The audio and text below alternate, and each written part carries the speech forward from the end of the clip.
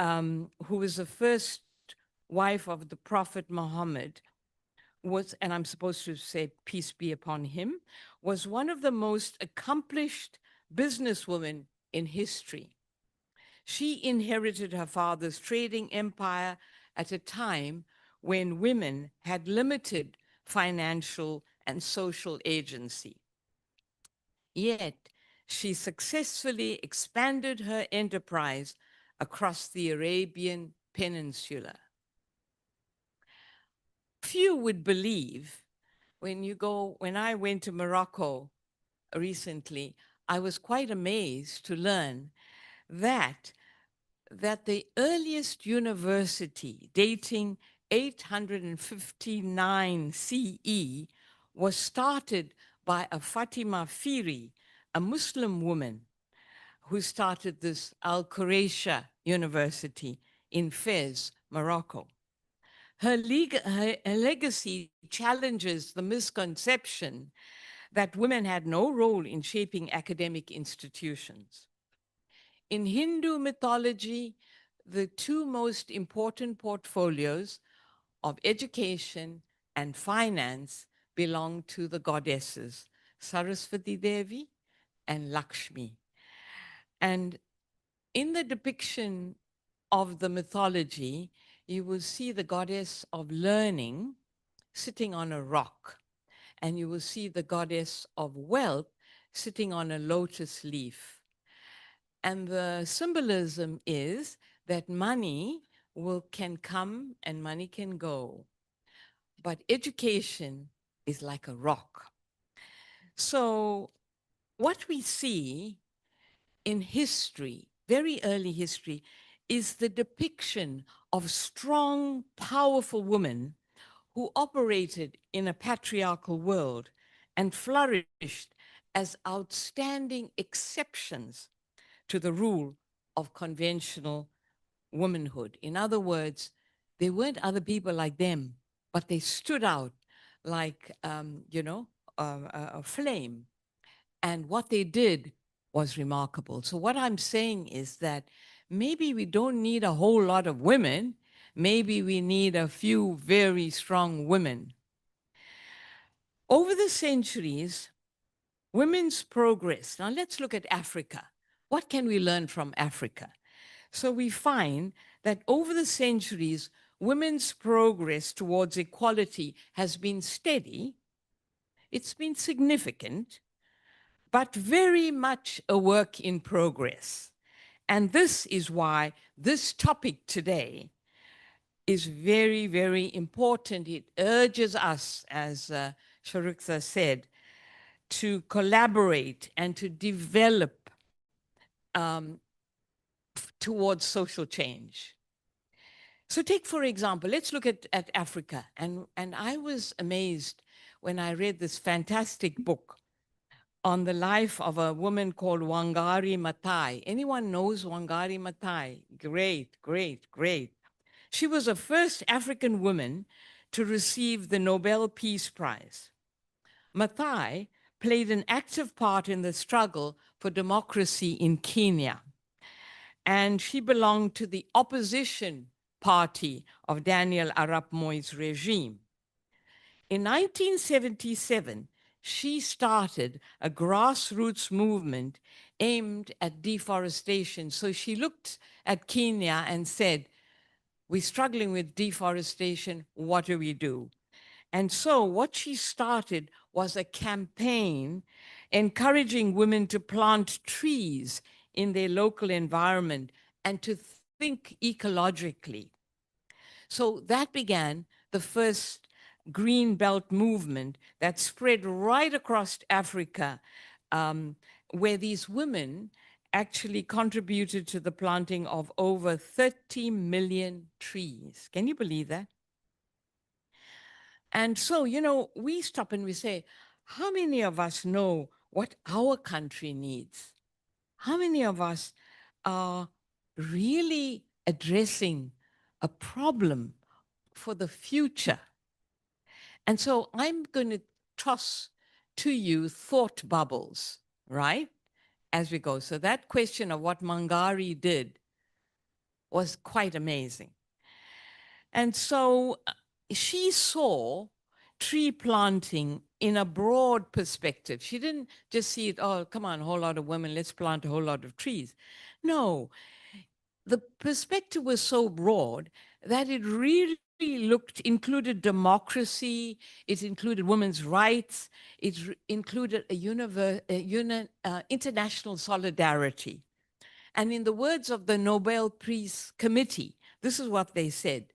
They said, Wangari thinks globally and she acts locally, right? So I would challenge you, you must read some of the books. You'll be fascinated of, you know, how she struggled in her life with the divorce and everything, and how with the 3 children, when her husband kicked her out of the house, she pulls them and goes ahead. So I would suggest you read that.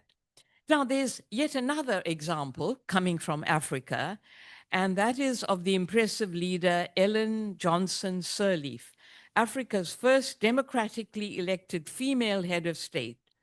She was elected 2 years after Liberia's decade-long civil war came to an end, and she promoted democracy, peace, justice, and women's empowerment. She went on to lead Liberia through reconciliation and recovery after the war, as well as the country's most recent Ebola outbreak. Sirleaf is one of just 2 African women to have won the Nobel Peace Prize for her efforts in reconciliation and rebuilding her country. The Amujai Initiative, which means in Kenyan language, in Liberian language, we are going up. Now, I want you ladies to think of a motto for our country. So in the local dialogue, this was a flagship program that she left, even when she left her position as prime minister, she left a legacy.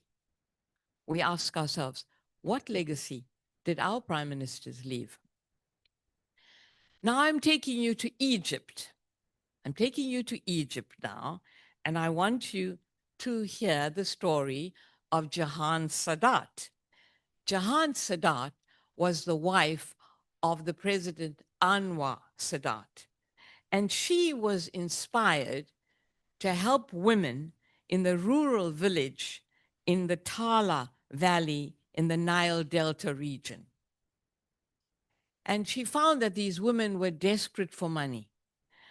So what she did is she went to the local provincial management and said, I want 25 sewing machines and I want a vacant hall, right?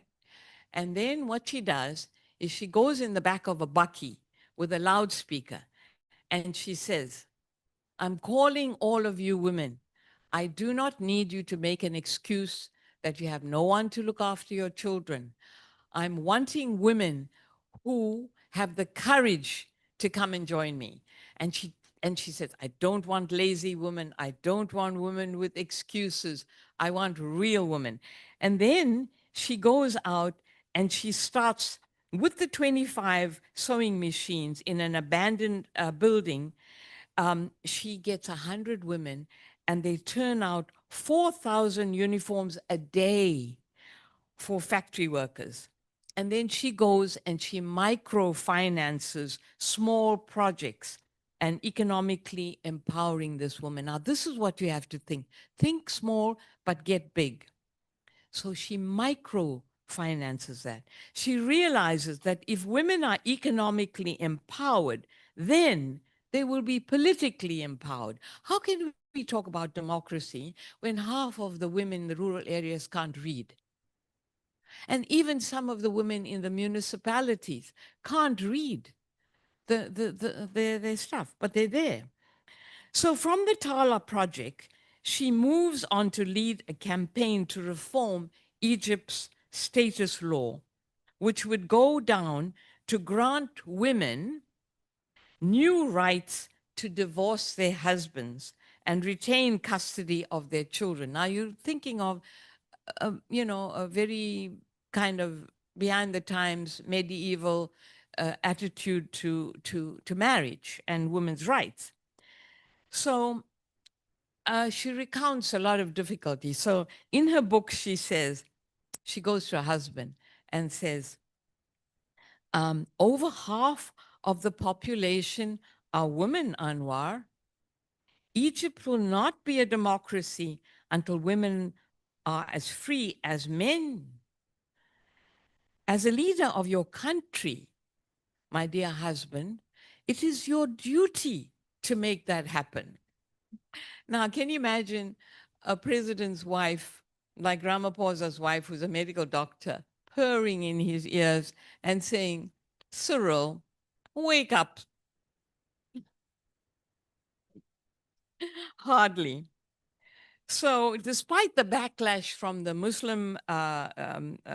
conservative Muslims, in the summer of 1979, President Anwar Sadat grants her wish and issued decrees improving the divorce status of women, as well as allocating 30 seats in parliament for women. Now, these measures, which were later passed through parliament, became known as Jahan's laws. Now, isn't that a lovely legacy to leave behind? So her actions and her work changed the world's view on Arab women, and it paved the way for future first ladies to play a more active role. It is significant that in the 30 years of democracy, our first ladies have played little or no role in their husbands' presidencies other than being well dressed, out of touch with the masses. So governing is seen not as a partnership of spousal commitment. It should be seen as a partnership of spousal commitment, right? So our legacy needs to be challenged. Yeah, don't you think? But now, let's not put ourselves down completely, because if you look back, under apartheid, we had wonderful women. South African women in their struggle to freedom led the way, and they fought bravely alongside their men. And even in areas where men were reticent to go, such as the challenging the past laws, they were unafraid to do so. Indian women also had a proud history of fighting for their rights when at Mahatma Gandhi's bidding, they came out in large numbers. And I remember I was 3 years old when my mother wanted to go and march along with Mahatma Gandhi. But I guess I sealed her fate for her. Anyway, she needed to look after me. So many women went to jail where they were harassed, they were poorly treated and abused. Since then, there have been many outstanding South African women, such as Adelaide Tambo, Ruth First, Helen Joseph, Barbara Hogan, Fatima Meer, Helen Suzman, Amina Kachalia, Shanti Naidu, Victoria Mkenge, Lillian Goya, and many others, too numerous to list. So our wealth lies in this rich human capital.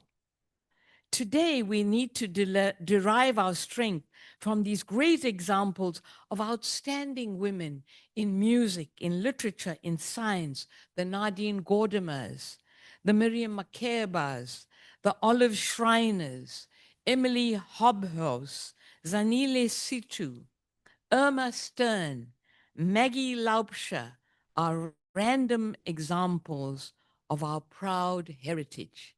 The last three are women artists who are selling, their art is selling for millions of rands, but they are South African women. So we ask ourselves, what message did these women leave us? Well, the first, from all the names I gave you, the first message is one of non-racialism. They came from all racial groups to fight for the cause of non-racialism. Secondly, they came from all religious groups, namely Christian, Jews, Hindus, Muslims, and atheists. Thirdly, they came from all social classes. The rich and the privileged marched alongside and mingled freely with the impoverished masses. Age was not a divisive factor, as mothers and daughters and sisters came to the fore. So much so, you know the story of 16-year-old Valiama Munsami, who died in prison at the age of 16 and said, who would not want, when Gandhi went to her in her dying bed and said, Valiama, would you not wanted to have saved your life?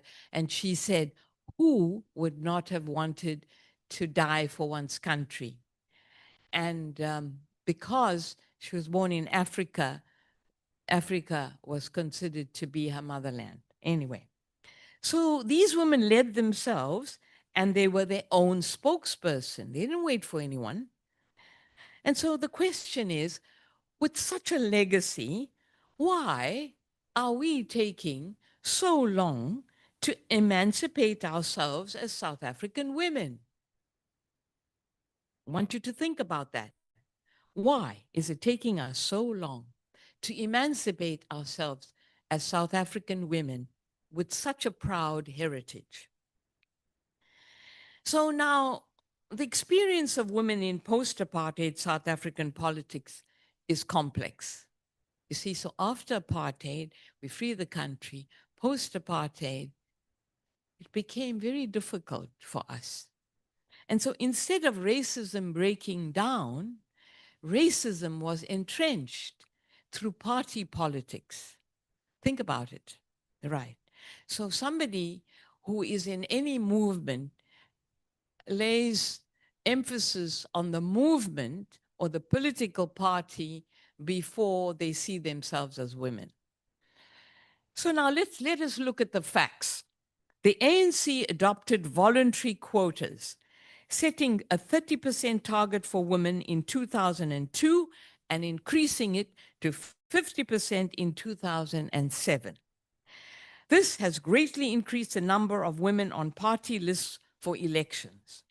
In 1994, women's representation in national parliament surged from 2.7% to 27%, even more than America.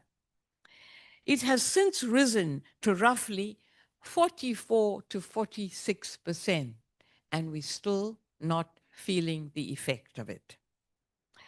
So, although we're leading the world because we've got more women in parliament, we're actually not feeling any effect. So I want you in your discussions to think about that. Under President Cyril Ramaphosa's term, women for the first time constituted half of the government's cabinet, and yet our record on political leadership, despite holding a high percentage of parliamentary and cabinet posts, has seemed to be unremarkable. Despite high representation numbers, women in South African politics face complex hurdles that often prevent this progress from translating into genuine empowerment because there are systemic barriers. That means there are barriers within that are affecting them. Number one, I noticed that women, when the minister comes, the man or something, they kind of like bowing down. Doesn't matter, guys, half an hour late. No, your highness or whatever. Too patriarchal, yeah? And also, we're noticing the way men in power treat women. Not good. Not good, right? And we're not coming together as women to say, don't do that to us. No, we're not doing that. Some research suggests that women are sometimes handpicked, right, for political positions to meet quotas without any genuine recognition of their abilities or their leadership abilities. And in these cases, they may be set up for failure or pressurized to conform to the male-dominated structure.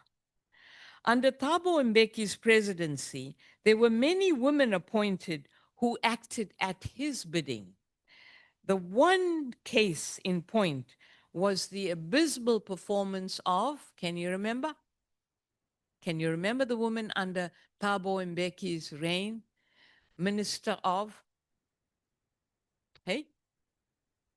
Good. Minister of Health. What was her name? Manto Shabalala Misimang. And what did she do? Anyone? Hey? Garlic and potato and African potato. Huh? Do you know how many people died? Thousands, millions of people died from not recognizing that HIV leads to AIDS. Yeah. And so Manto, I'm sorry, was inebriated most of the time. Manto and all of us started the Women's Bureau together and women's organizations together at that time. And so she was totally out of her depth, and listening to everything that Mbeki said to her. Accordingly, the high number of women in parliament has not always led to effective policy outcomes. So although you said, where's a woman's president? I shudder because they may become a woman's president, but she may not worry about you and me. So we have to make sure that we are united in how we see our country and how we see the world. Right. The once powerful ANC Women's League in post-apartheid politics changed its focus, representing women before they represented women in civil society, right? But now they are following a party political agenda, which effectively undermines feminist civil society initiatives, particularly around gender-based violence. Female political leaders frequently report being sexually harassed and discriminated, and using tech-facilitated gender-based violence, discrimination, and harassment and sexism in the workplace. The hostile environment like that can deter future women entering politics because they don't feel safe. And now we are, before our very eyes, we are witnessing the tribunal hearings of a judge president accused of sexual harassment of a lowly clerk. The tribunal investigating sexual harassment against Eastern Cape Judge President Selby Mbenga against Andizwa Mengo, a lowly clerk, is currently engaging our nation. And I'm proud to say that my daughter, Nasreen Raja Badlender, is defending Andise Mengo pro bono. No, because there was no money for her. And but she is alone. And when you listen to the case, listen to it on YouTube, you should actually, you will see how strong and angry the men are, and how they're using stupid things like culture. What culture says that you must treat women so badly? What culture says? African culture should not be demeaned in that way. African culture is noble. Men are making it ignoble by saying it is okay to us to treat women in that way and to talk such ugly language, to be a married man, to be a pastor, and to behave in that way. But I find there are very few women standing up for her. In fact, I was at the hairdresser, and I take every opportunity to engage women at every level about how they're thinking on women's issues. So I say to her, while she's washing my hair, I say to her, so what do you think of this? Isn't it a terrible thing? She says, no. She says, we Zulu women, we know when to say no. She should have said no. Um, and she totally did not understand, naturally, the complexity of this girl working at this level and the judge president at that level. She would lose her job. How was she to deal with that? All right. She didn't understand that. She's a free agent. So she's thinking, I'm walking in the street and, I can say no to anyone. Yeah. So you see how much we have to teach each other in order to get a collective socialization, a collective consciousness of what it means to be a woman in a man's world. The primary reason for so few women in leadership positions may be attributed also to cadre deployment and political control. So women say, I can't get there. I'm not an ANC member. I don't know this one and I don't know that one. That's bad for democracy. Women often have less access to the informal networks and sponsorships opportunities that are crucial for career advancement. Since men still dominate senior roles, these networks tend to be male-centric, leaving women on the outside of decision-making circles. So what I'm saying here is that women don't know how to support each other. We don't have a network. And so even women who reach the top, yeah, we describe them as queen bees. They don't want to know about what our hassle is. I got here, buddy. Don't disturb my pathway up. Okay. The Economist recently cited 3 essentials for any developing economy. And the first one is freedom. Second one is knowledge. And the third one is women power. So how can you have a democracy where there's no freedom? How can you have a democracy where there's no knowledge? And how can you have a democracy when half of your women are held back? So a society that does not treat women as full citizens wastes its full resources. How can a society prosper when it abuses or stifles half of its productive potential? Ultimately, it makes good economic sense to bring the other half of the potential labor force on board. The challenge to women leaders is to rise above the bondage of male control and male patronage and seek strength and support in a strong sisterhood beyond race, beyond politics, beyond religion and nationality. There is an important, I'm going to tell you this, if some of you have seen the movie Out of Africa. Have you seen the movie Out of Africa? Anyway, there is a very touching scene there, right? In the film Out of Africa, when Karen Blixen, whose coffee farm is razed to the ground and whose personal life is in tatters, right? She had a coffee farm, it got burned down, she had to leave Kenya, and she tries to negotiate a deal for the local people to receive a tract of land. Okay, are you with me? On which they could reside before she leaves Kenya. She needed to do that. So the High Commissioner, she has to talk to the High Commissioner. The High Commissioner is non-committal. He stands and she asks him, please, if she can have the tract of land for these poor farmers. What she does next is such a powerful gesture of total subservience. For a baroness, she's a baroness. She kneels on the ground and begs the commissioner to change his mind. It's an uncomfortable one in a status-driven society. She refuses to get up, and the wife of the commissioner comes to her rescue and assures her that she will make sure that her plea will be met. So can you imagine the scene?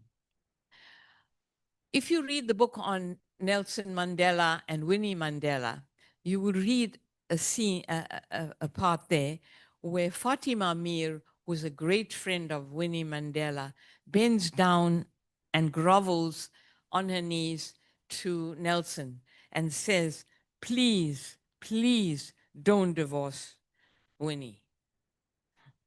This act of sisterhood is what we all aspire for in our emancipation as women, beyond race, beyond class, beyond color, beyond religion, beyond nationality.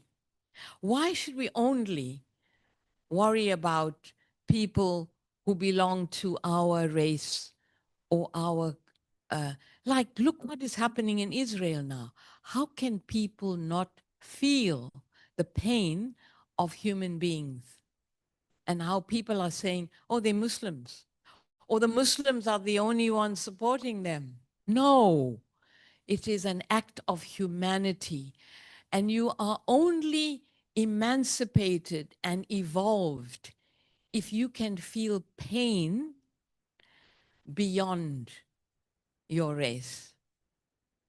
I once said in an interview that when I was growing up in apartheid, I said, if I saw a black man bleeding on the street, and if I saw a white person bleeding on the street, I could not feel the white person's pain, but I felt the black person's pain intimately. But many years later, as a psychologist and in my practice, I began to experience the pain of all races, that whites also had pain. And then I liberated myself because I was I was affected by apartheid. Apartheid did that to my brain. Now, what does religion do to your brain? What does race do to your brain? Why can't the Israelis feel what they are doing to those Palestinians? Why must Palestinians be seen as Muslims? They are not. They're Christians, they're Coptics, they're Arabs, and whatever. They are children, they are women there.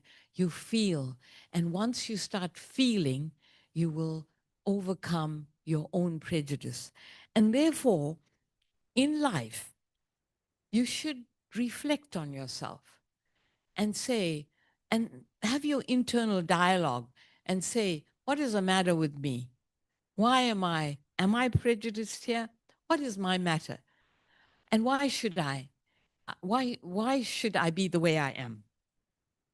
So in contemplating on our role in politics and leadership, the challenge is to recognize that although we've had a sad history of oppression, we now have a rich legacy of outstanding women that apartheid and post-apartheid inadvertently produced, worthy of emulation, and their strength and their conviction and their morality. I'm thinking of Advocate Thuli Madonsela, who first alerted us to the fact that we were a captured state under the corrupt influence of Jacob Zuma and the Guptas. She advocated for transparency, stating in her powerful words, I would like to see South Africans recognizing that corruption hurts. It eats away the soul of the nation. It distorts the economic and financial environment. It reduces the efficiency of government and business by enabling people to assume positions of power through patronage rather than ability. Lastly, it introduces inherent instability into the political process. Also, I would like to get to a stage of realizing that we all have a role to play in combating corruption. Every time people act, they should ask themselves, am I adding to the problem of corruption or am I helping to solve it? She was a wonderful woman. She is a wonderful woman. Another powerhouse is Judge Navi Pillay, who I'm proudly to say she's my first cousin. She was former UN High Commissioner for Human Rights, who recently received today at 10 o'clock, she's leaving to go to Sydney to get the Sydney Peace Prize for a lifetime of advocating for accountability, responsibility in the face of crimes against humanity. A former judge on the International Criminal Tribunal for Rwanda and the International Criminal Court, the first woman of color to serve as UN High Commissioner for Human Rights, Judge Pillay has consistently championed international justice, truth-telling, and the protection of human dignity. She is at the forefront calling for Israel's genocidal culpability in the destruction of Palestine and the Palestinian people. And finally, ladies, I would like us to remember a woman, a poor woman, an honest woman, and a remarkable woman, Babita Deokaran, who gave up her life for exposing corruption at the Tembisa Hospital by a syndicate of criminals in the healthcare department. Jeff Wicks, an investigative journalist, tells her story in his book, The Shadow State. And you can now see it on YouTube as well. And I would ask you all to see it, to know what's happening to our country. It's very important. Please see that. If women want to progress, they must begin to reflect on their collective situation as women, as mothers, as sisters, as daughters. Indeed, it is said that when women get together, anything is possible. Today, I would like to pay tribute to each and every one of you for overcoming all the obstacles that you've had to do, you know, of gender discrimination, so endemic in society today. And I want to pay tribute to you for having emerged glorious in all of your endeavors, be it in the home, be it in the workplace. You are certainly an integral part of our nation. If we rule the world, there would be less violence. There would be fewer senseless wars. There would be more peace. That's if we remain as women and not affected and try to be and emulate the male psyche. We have an inner strength that is amazing. And indeed, I think it is time that we give sense to our men rather than obediently and thoughtlessly emulating their behavior when we take up positions alongside them. So in this tribunal that is happening with the judge, you see all senior counsel men on one side, and you see one woman. And I say to myself, does she stand a chance?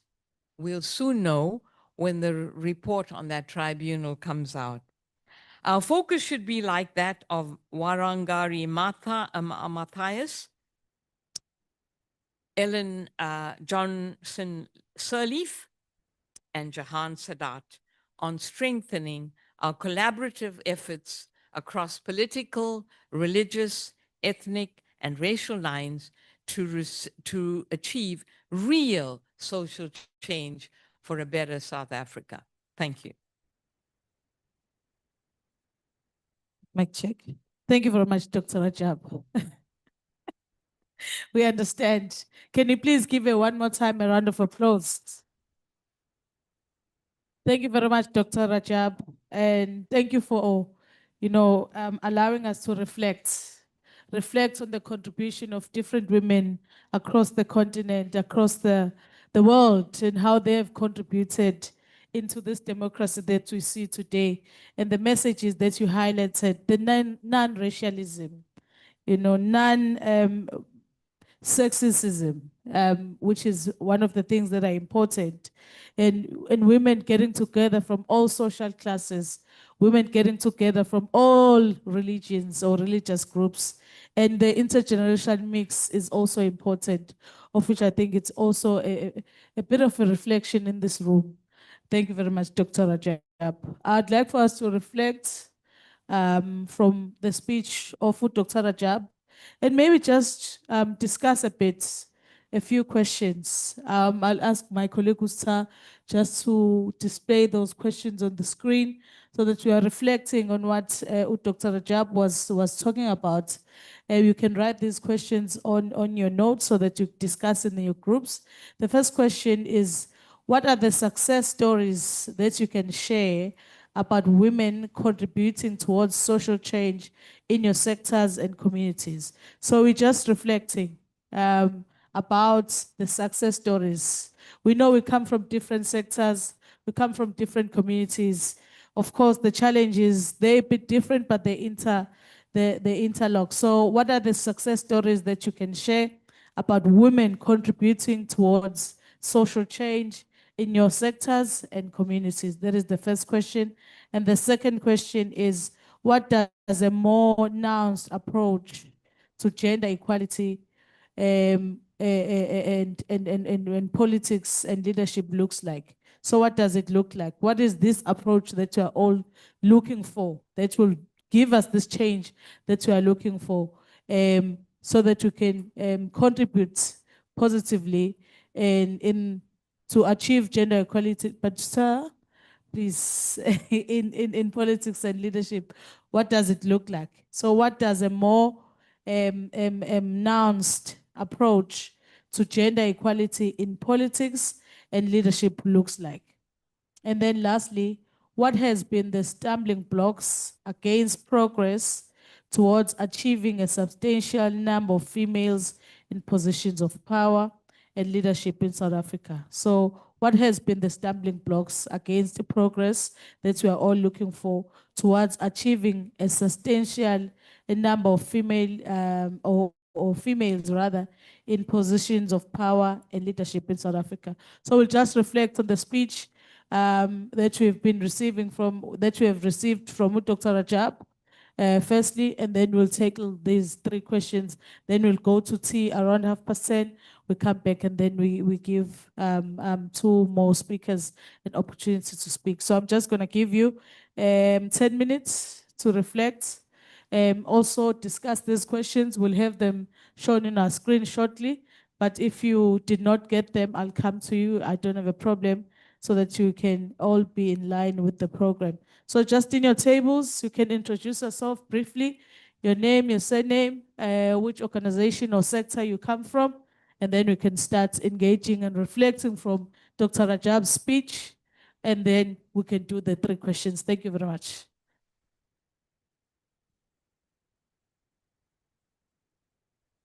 Okay, so number one is, what are the success stories that you can share about women contributing towards social change in your sectors? Oh, it's perfect. It's on the screen. So, yes. Firstly, you introduce yourself, a name and surname in your tables, and the sector that you come from. And then we reflect on Dr. Rajab's speech, firstly. And then after reflecting from Dr. Rajab's speech, we then discuss the questions on the screen. Yeah, she's trying to upload the presentation. It also has the questions. and the rest of them. But in the meantime, Walusa is busy trying to display the questions on the screen. Can you please introduce yourselves in your groups? Your name, your surname, which sector do you come from? And then we will then reflect on Dr. Rajab's speech and of course, tackling the three questions. Thank you very much, colleagues.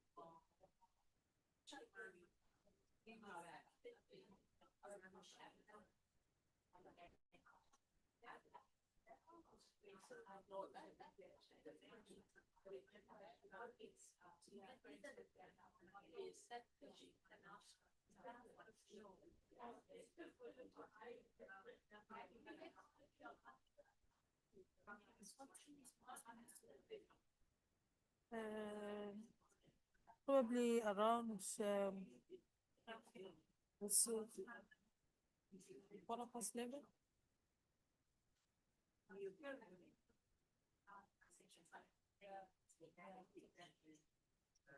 Okay, please check on that. You must remember, ladies, that we are reflecting first on the speech, Dr. Davis' speech, and then we'll talk about the questions after. Just 5 minutes to reflect on the check.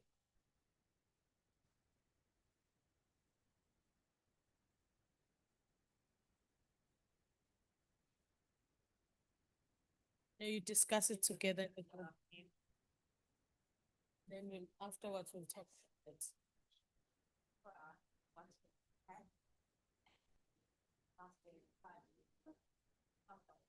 And you do everything together, the discussion you do it together in your table. Remember, ladies, you discuss it together. You don't answer the questions by yourself. So you discuss the questions in your groups together as a group.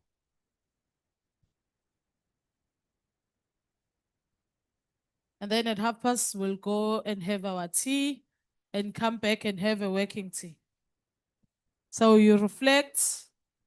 Then after reflecting, we discuss the three questions. So we'll give each other an opportunity to also give feedback on the questions that were asked. Thank you.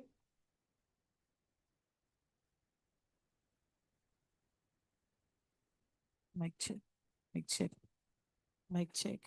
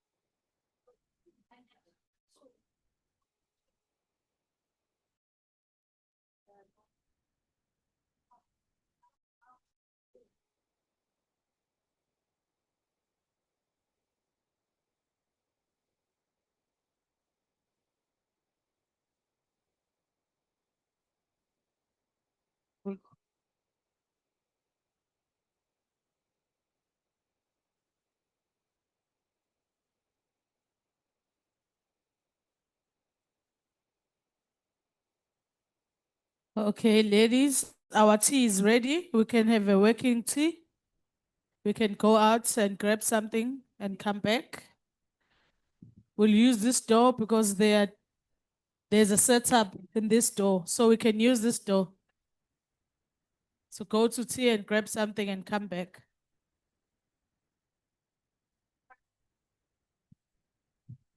We can all go and grab some tea, ladies. Then we can have a working tea and come back in cleanup.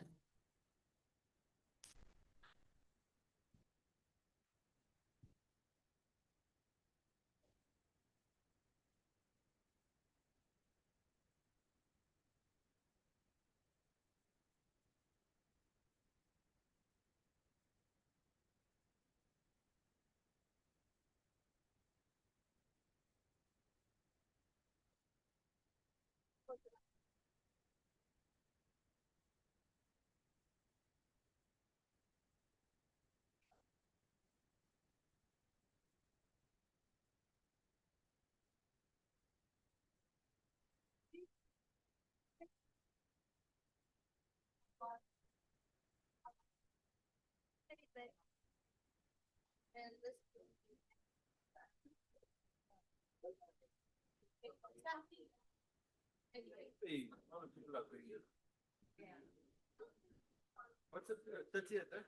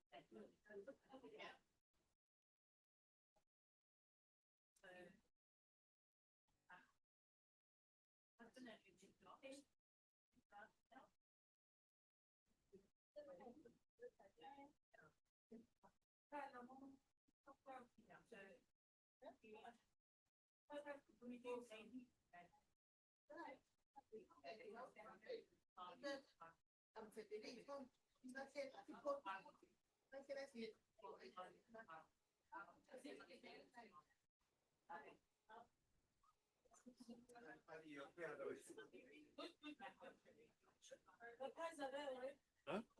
No, only this year.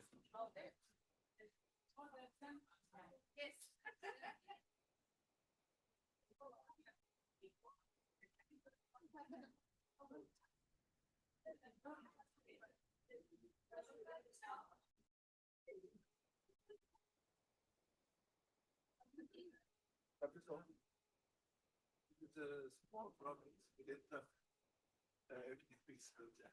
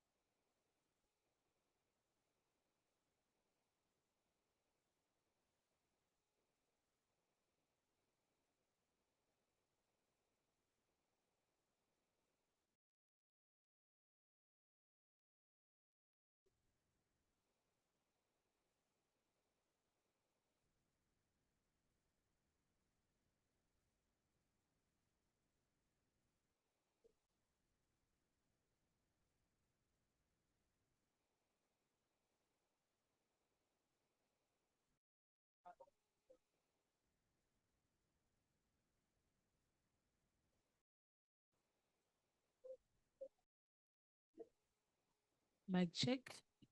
Ladies, can you please make our way inside so we can conclude with the discussion?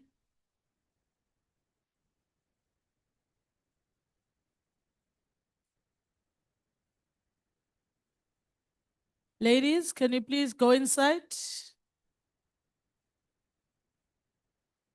Siqedeleke our session. Ela singene ngaphakathi. Pops. Can you please go inside?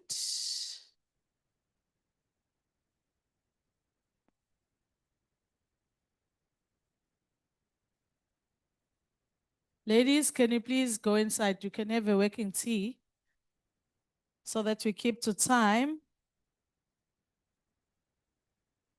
Sephelile.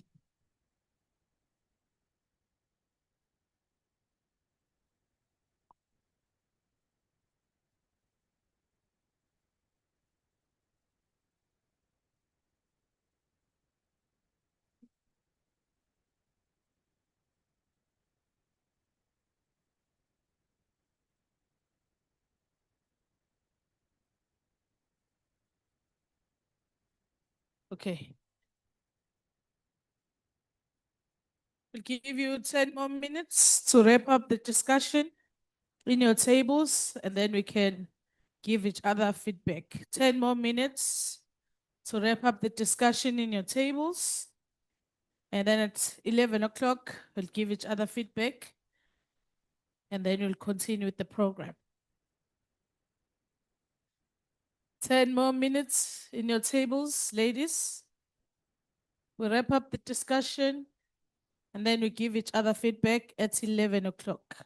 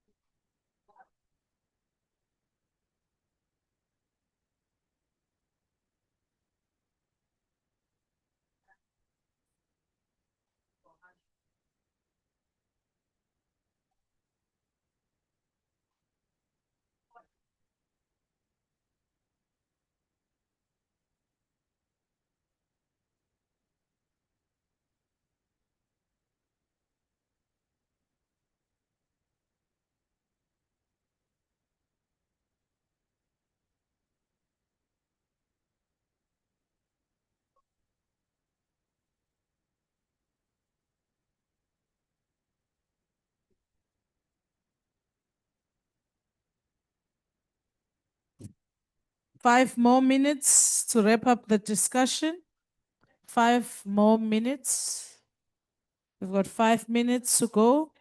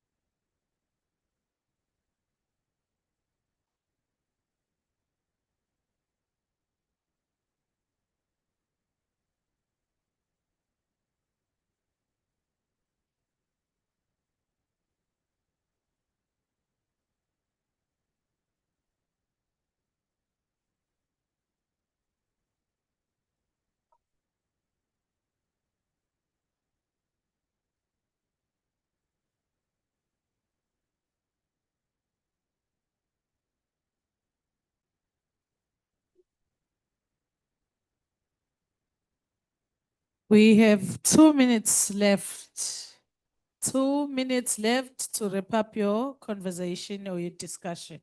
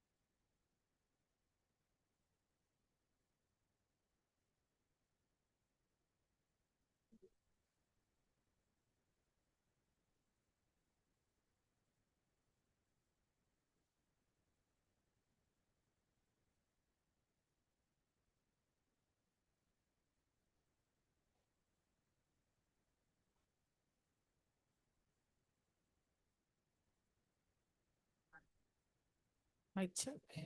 Mic check. Okay.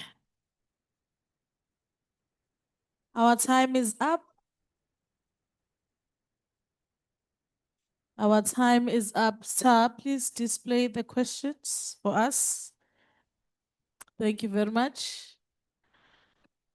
All right, we are back in session. Okay. Table one wants to go first.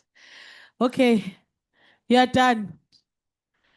We'll still get some time after the two speakers to also engage. So we have enough time to engage and talk about different things and how then do we move forward. Dr. Rajab here was also making a suggestion that we must also look into how then, what can we do together? So we'll get time after this, the two speakers to also engage and go deeper into what can we do together so that maybe TDP will also assist and then we can take it forward. I'll just give groups time to reflect. You can come to the mic. We've got two mics. We've got a mic in front and the mic at the back. So we've got table one. They're coming to reflect. Can you please, ladies, if you are still writing in your group, please do not discuss, but you can still write whatever you need to write. But you are not allowed to discuss anymore. Thank you. We must give our ladies a chance to speak. Whichever way, it's fine. But whoever is still writing, ladies, can you give each other time and listen to each other? Thank you. Group one is giving us their feedback. Thank you very much. Good morning to everybody. My name is Alvina Mudli. I'm the director of Alvina Mudli Attorneys. I'm speaking on behalf of my amazing table, table number one. Okay, as regards the first question, what are the success stories regarding women in our communities? Okay, personally, I do a lot of community work with the senior citizens and the aged. And the most remarkable thing is that these old women that are pensioners, you see them feeding the community, washing buckets, washing pots, and they do this on a weekly basis. And it just shows that our elders, elder women, have such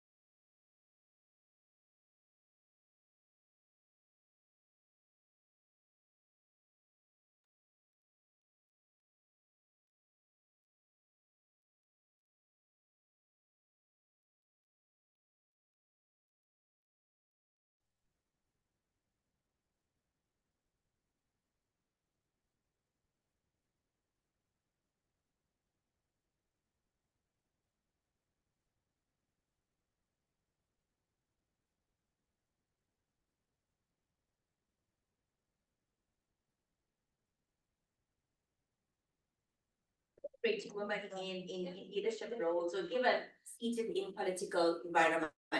The question there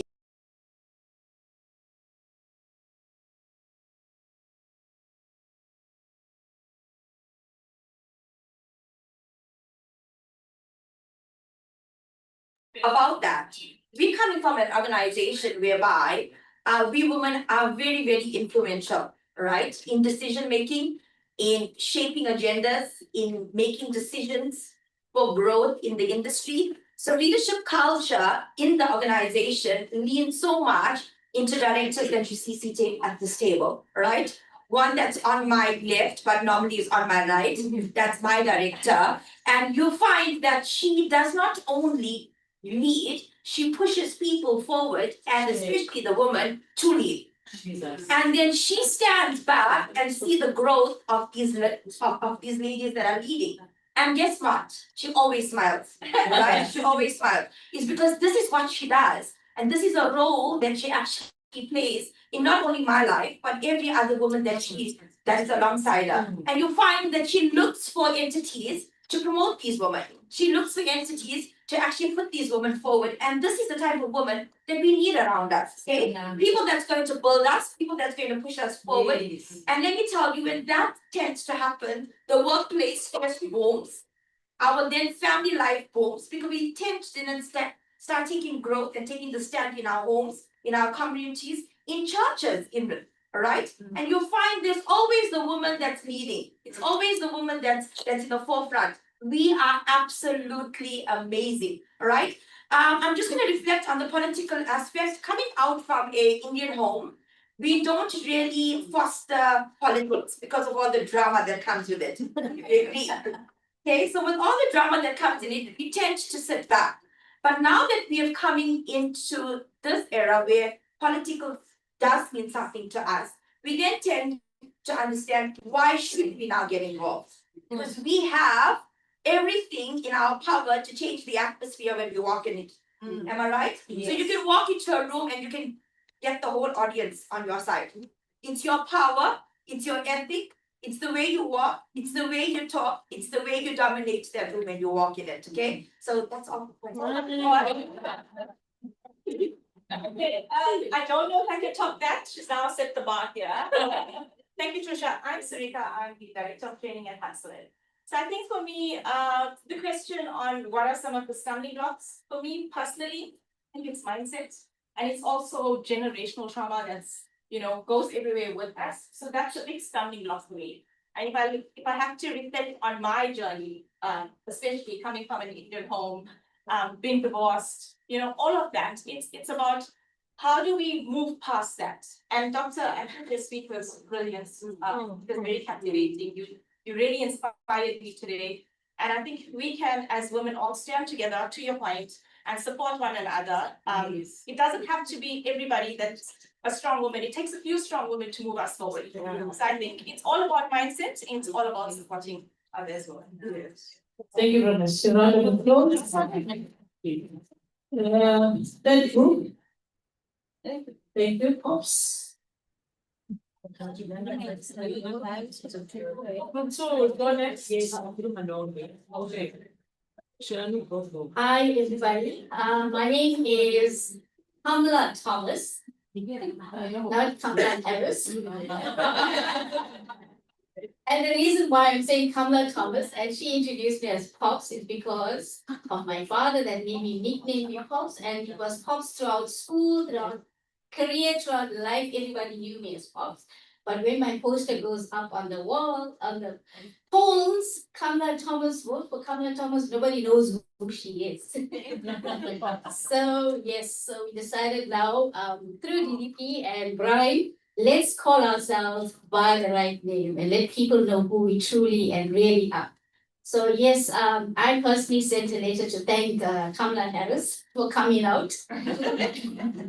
For all the Kamalas. So our group had a good discussion about everything. We discussed all the questions, and what I'm going to say is an accumulative thoughts and suggestions that came up from our group, because we didn't want to focus on just one minor thing. For those that don't know me, I'm also I'm involved in politics. I'm the KZN provincial leader for Africa Restoration Alliance. And I'm also the founder and executive director for an NPO called Earth Angels. So most of the people around my group literally are leaders in their own rights. They all run NPOs, they all do something in the communities. And so what we found was that, yeah, we sit here and Dr. Raja, you know, you inspire us all the time. Every time we listen to you, you always encourage us. You always inspire us to be one better. And especially, you know, with Dr. Nabi, I had the privilege of meeting her in 2016, and she hails from Clarewood. I was born and brought up in Clarewood, and her story we could resonate, where the whole community of Clarewood financed one lady to go to university and study to empower everybody else. And she always says that she is the product of the whole community of Clarewood. And so that then encouraged me, and she encouraged me to stand for politics. So I was always helping in the background. I was always the provincial secretary, the secretary general. You know, we ladies, we always take the secondary position. Yeah. And in 2016, where I came out and I decided to stand in elections and stood for local government elections from 2016. And I didn't win.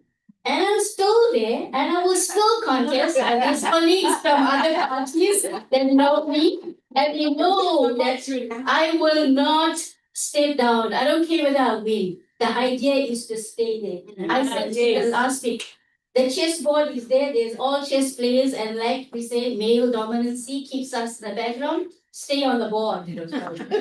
Stay on the board. Yeah. Stay involved, stay present. So that's what I've learned, and I've got a long way. But in coming there, we learn to empower the generation coming behind us. What we have learned, we pass on.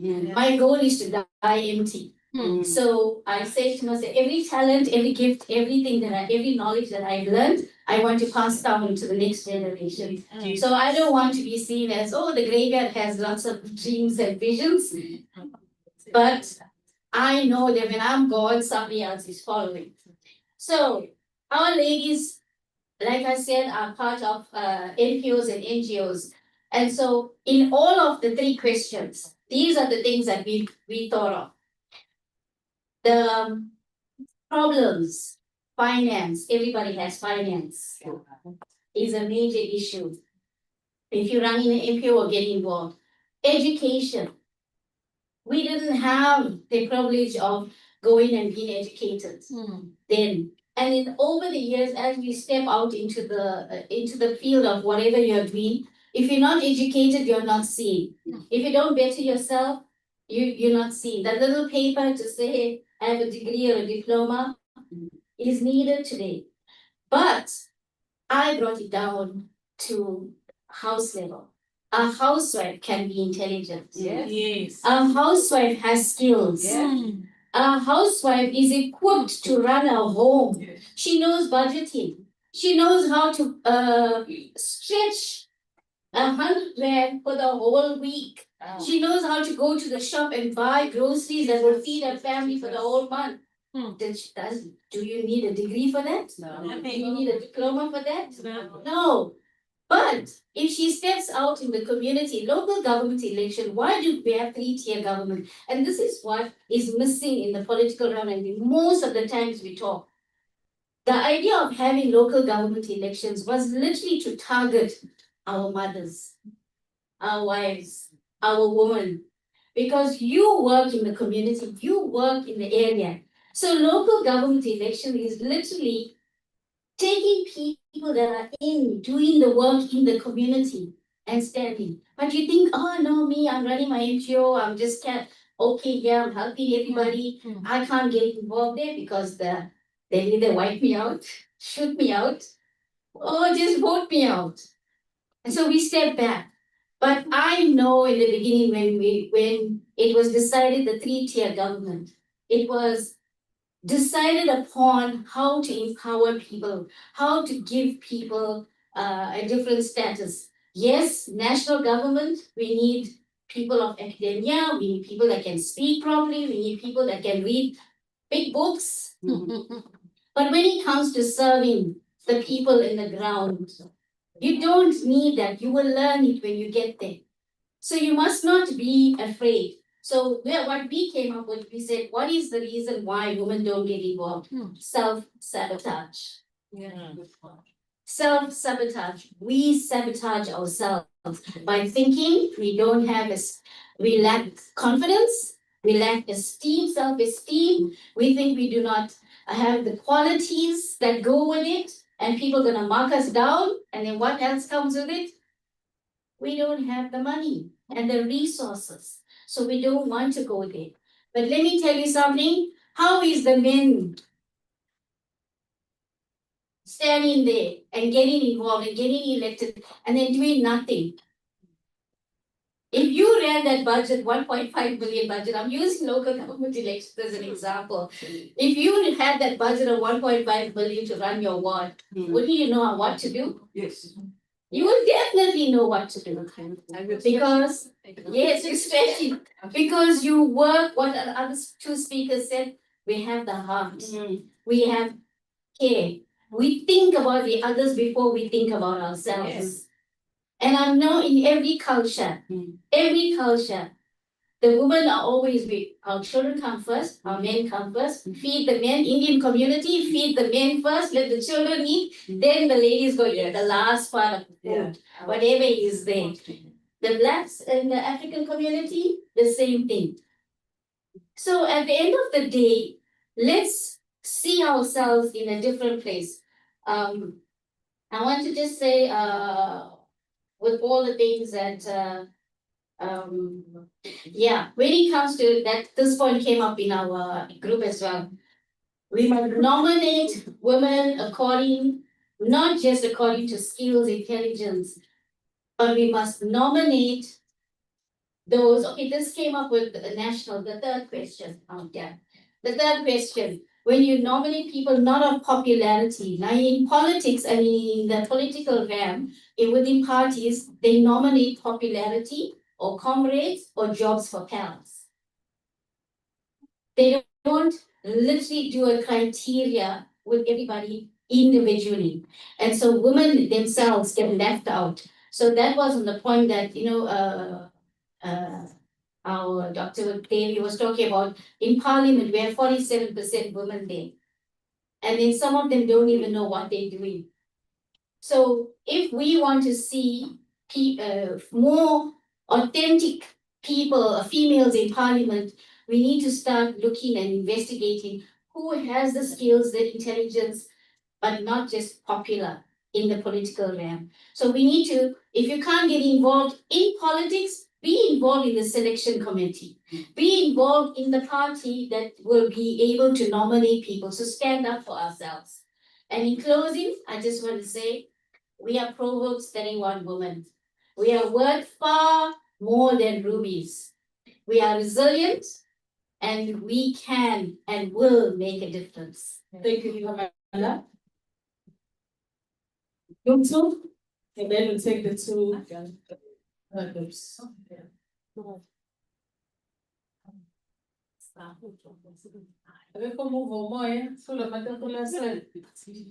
Thank you. Let's try and keep to time, ladies.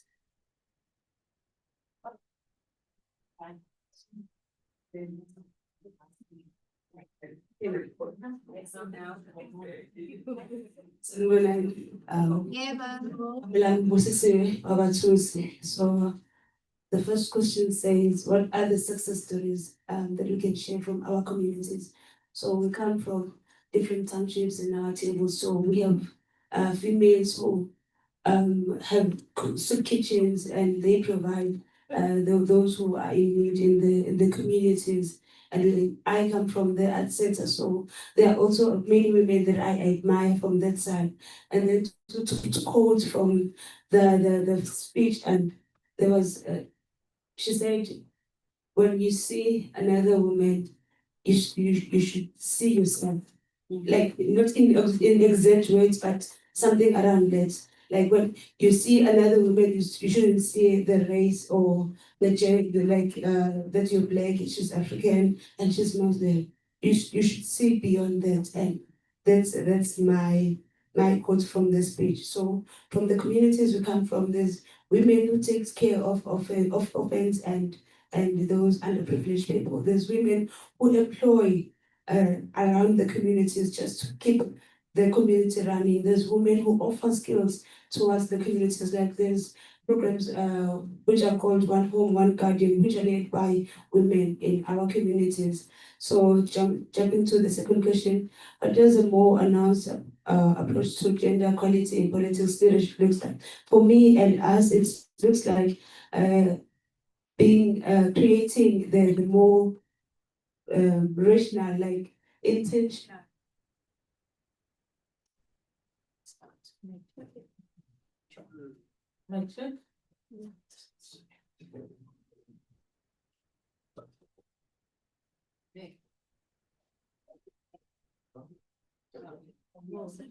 So we're creating more intentional rules which accept, like making sure we're just not preaching gender equality, but we're actually really exercising gender equality, not just in books, but in the workspaces, in the political spaces, and everywhere we are around. Because most of the time we focus more on saying we are equal in gender, but when you look closely, it's not like that. So for us, it's saying let it be more visible that we are equal.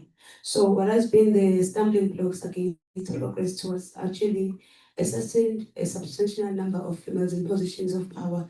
So in my group, they said it's because of jealousy amongst the women. And personally, I say it's because we do not trust each other as women. If you see me and you think you can't rely on me, obviously you can't put me in a position. So you will trust the man position. So personally, it's because we don't trust each other. And they said it's because of jealousy. I think. Thank you very much.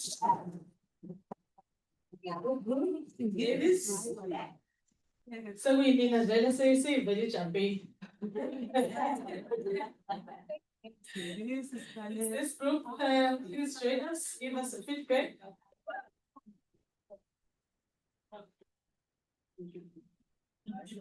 Yes. I know, but anyone, tell your reflection.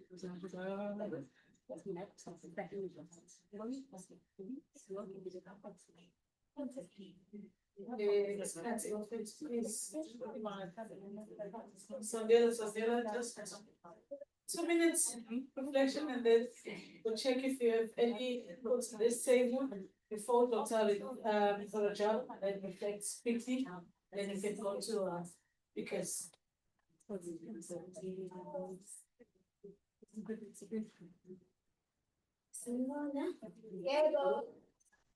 Igama Musa. So we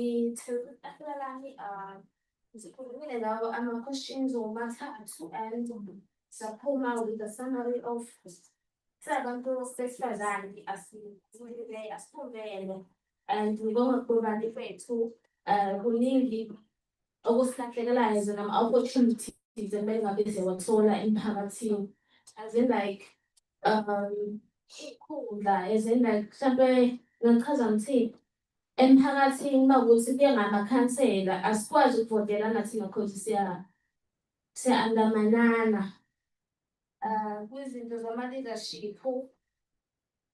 Kuma-leadership sibona ngathi kufanele kakhulu abantu besilisa more than thina, and nomona ukuze okay fine, if ngivotela lo owesifazane ola eceleni kwami uzongidlula ngama-qualifications enginawo mina, kune-competition between abantu besifazane kakhulu, and lokho kusenza ukuthi singayi phambili empilweni.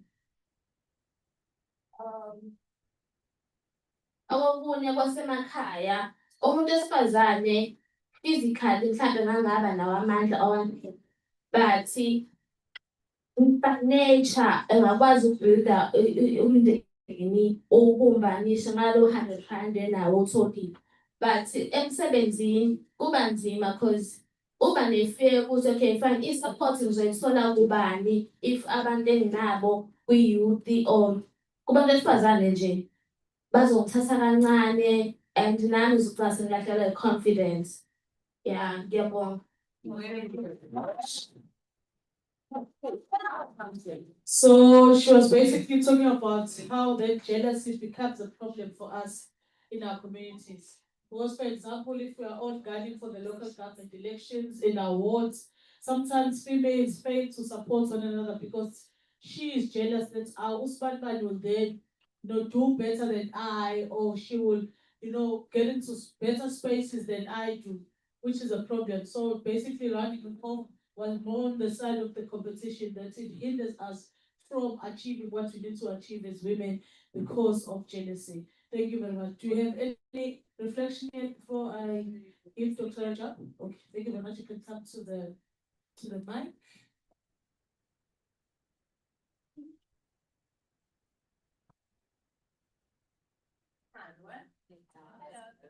Joe from Huntsworth.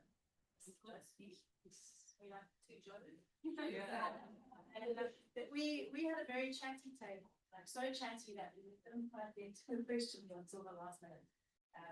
But yeah, there's some amazing success stories out there, one of which is something that's the Yes, my Salbunani, I think it's good morning to everybody. I stand here as the board member of the Institute of Africology, where we house ourselves in a place called Inkwali, down in the South Coast, right in the heart of a village. And the theory and philosophy of the Institute of Africology is wanting to focus on education and education of the people who belong to Inkwali in KZN. And the reason I'm starting with this introduction is basically from, and I must comment you, the clogging that you did to me as to why did we choose to be in Inkwali. It's because we see that the African continent, perhaps starting in South Africa, is that the children of Africa have had a deficit of appreciating who they are, and have also been affected to a point where the so-called system that was there before, which is apartheid, gave a dent to the people such that they see themselves at the lowest, and yet they actually should be at the highest. The reason for this is because they belong to the continent. Now, with that in mind again, the very system that was there, which is apartheid, works against this lady behind me, and that's why we decided to join. Where during apartheid, the history was that you were taught to look at the next person who probably did or has a different physiological appearance. And in this reference is the indigenous person, right? Now it gives you a conflict or internal conflict as a person, which then say, do we learn to open up as a people? And now we are talking as a people in terms of the new dispensation that gives us all the 11 languages or the 11 ethnical, so-called ethnical groupings in the country. We separate them again and take the Europeans because they are perhaps not indigenous to the continent. And they themselves, as citizens of the present day South Africa, become the victim because they have been taught to hate what else that doesn't look like them. And yet they are sitting in a space that doesn't belong to them. So what do they become, right? And emotionally dented people, which makes them also very vulnerable because they have nowhere else to go. How do they then cross over? Do we not need a society that needs to open up? That basically says, I am first and foremost a human being. And beyond being a human being, I need to learn to know that anything that walks on two legs that looks like me, because we can identify that, has the same feelings that I feel. That's the education that we're talking about. Has the same pain that I feel, has the same fears that I have. And sometimes fear also, we were discussing, is the false evidence appearing real. Because I'm looking at her as a Zulu woman. I distance myself from that because I have lived in parts of the world where I've walked in different continents or on different continents in the world and never had a problem with who I am right now. With that said, one says, well, what is it about South Africa that makes it so unique? South Africa has found itself a home of almost every race in the world. So are we not able to create a seriously equitable society? A society that is able to embrace themselves and create a culture? Because for me, the word culture is an escape, right? Culture is a way of doing things based on social, economic, right? And educational and religious. However, again, when it comes to religion, which one is right? Because there's only one God, right? Now, my mind says I'm challenging the thought process of the ordinary South African on the street. The Zulus, and I'm saying the Zulus because we are in the province where they are the majority of the people. Perhaps the Zulu people are a people that also start to be the ones to open up, to appreciate those that are around them, and say we all belong as a people, particularly as women, because we give birth to nations anyway. Do we feel the same pain? Do I realize what that other woman, again, even apartheid oppressed its women? The Muslims oppressed their women. That's religion, right? So it's a system, it's religion, then it becomes economic, then the education. So overall, the woman in herself is affected by all the elements that have built or that built the society we thrive in today. Are we able to open, and I'm using them as questions, honestly, from a perspective where your I'm not sure what to call it, but it's the most thought-provoking that says, I am sure that if I am a citizen of this country and I want this country to work, am I able to cross over in my mind to look at the person as a person without having to see them in their physiological appearance? I thank you.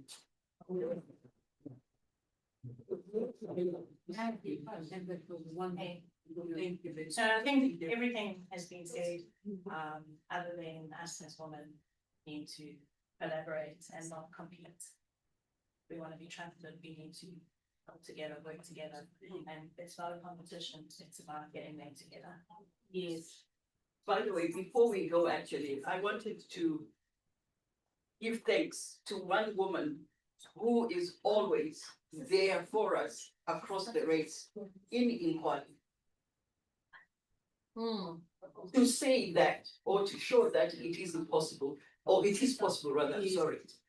Inquali is right in the back of beyond in the South Coast. And it is really in a village. But each time we have an event on the center, one person who runs through when we extend our invitation as a fellow NPO to participate in the collaborations of all NPOs. The one person who pitches up is my dear one and only Caleb. Can you give me a round of Okay, no, thank you very much. Dr. Rajab, do you have any, just to wrap, final thoughts from the session? 1 minute. Yeah, I find that your deliberations were wonderful.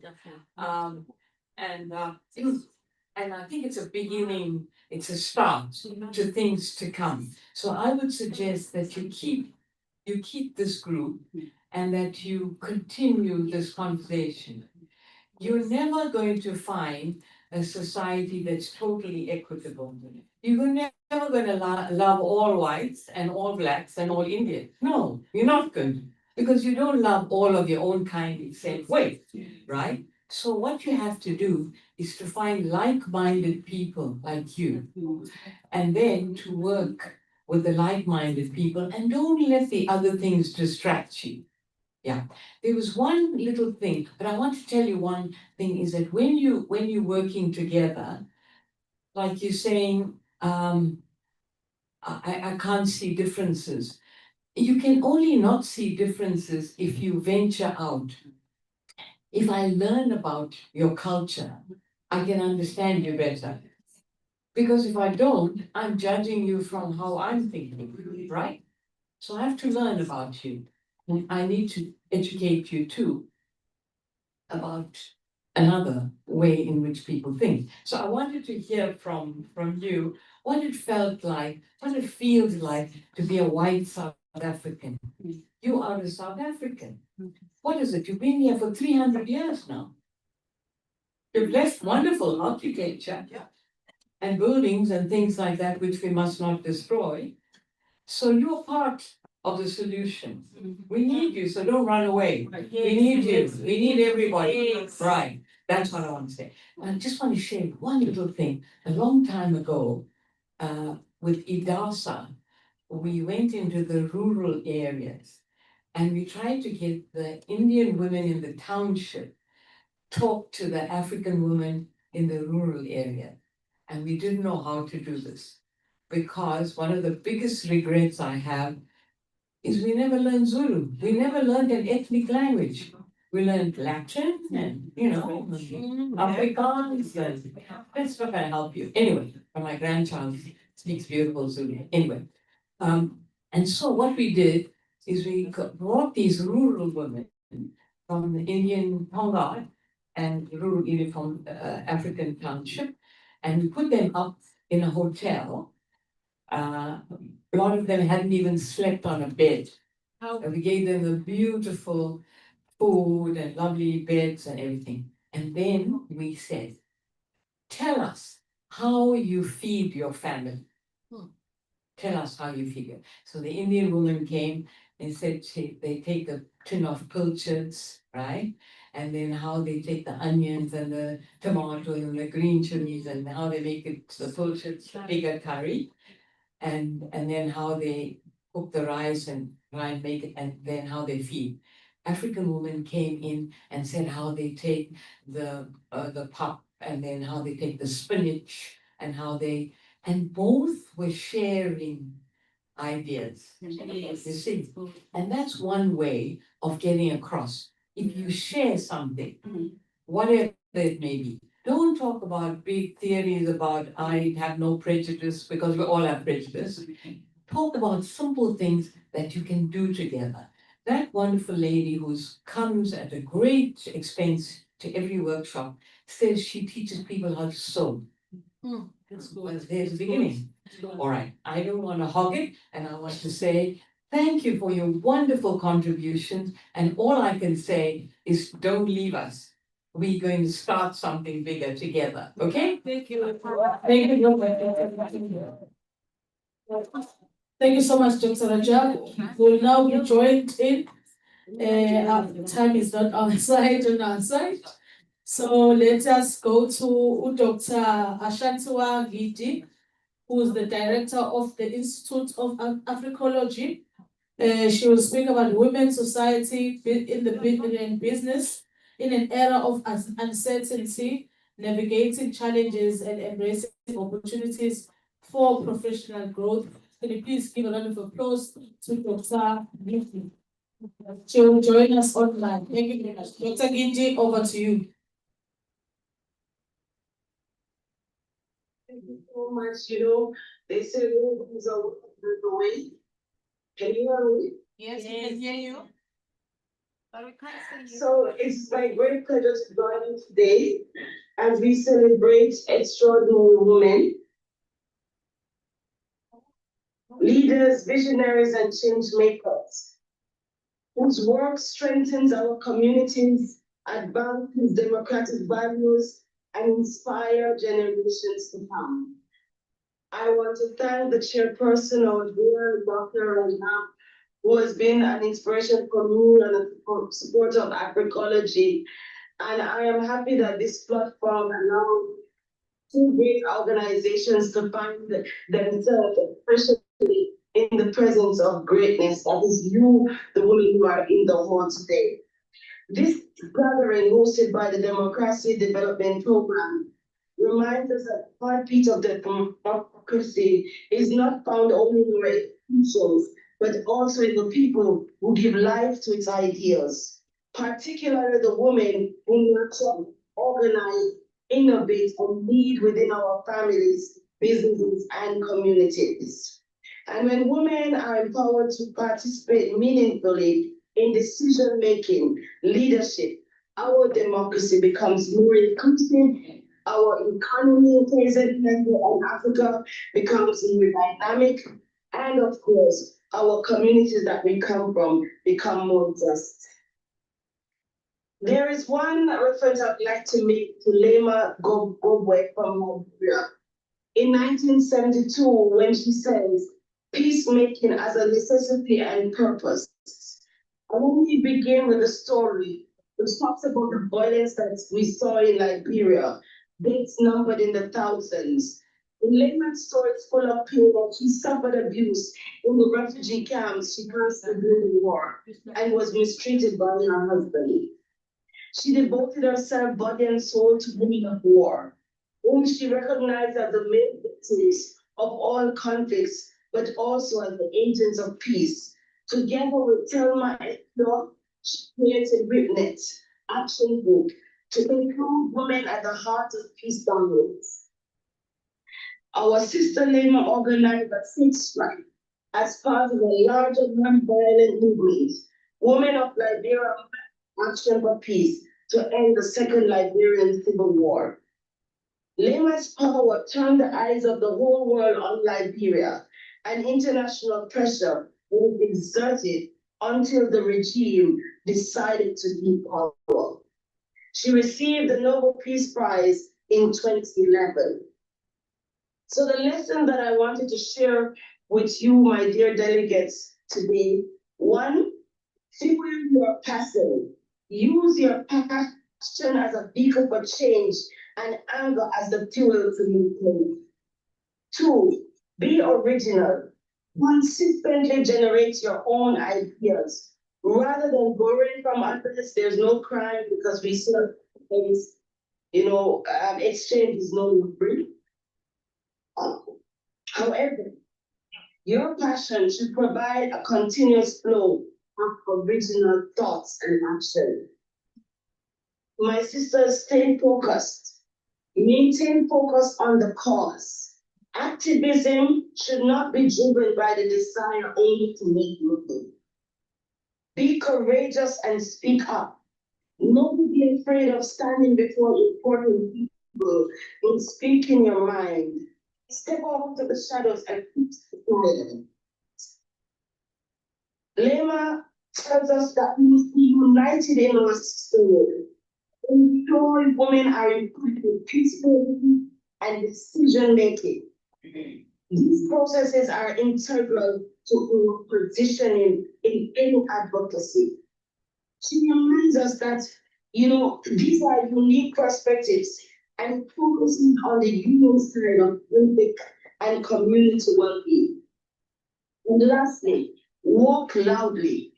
Don't tiptoe through life. Live with integrity, embrace changes, and walk loudly to make a lasting impact on the world. And I don't mean we have to shout and be vulgar. Can we be quiet and stay quiet and be listened to? Fellow delegates, we live in a world shaped by rapid technological change, economic volatility, and social transformation.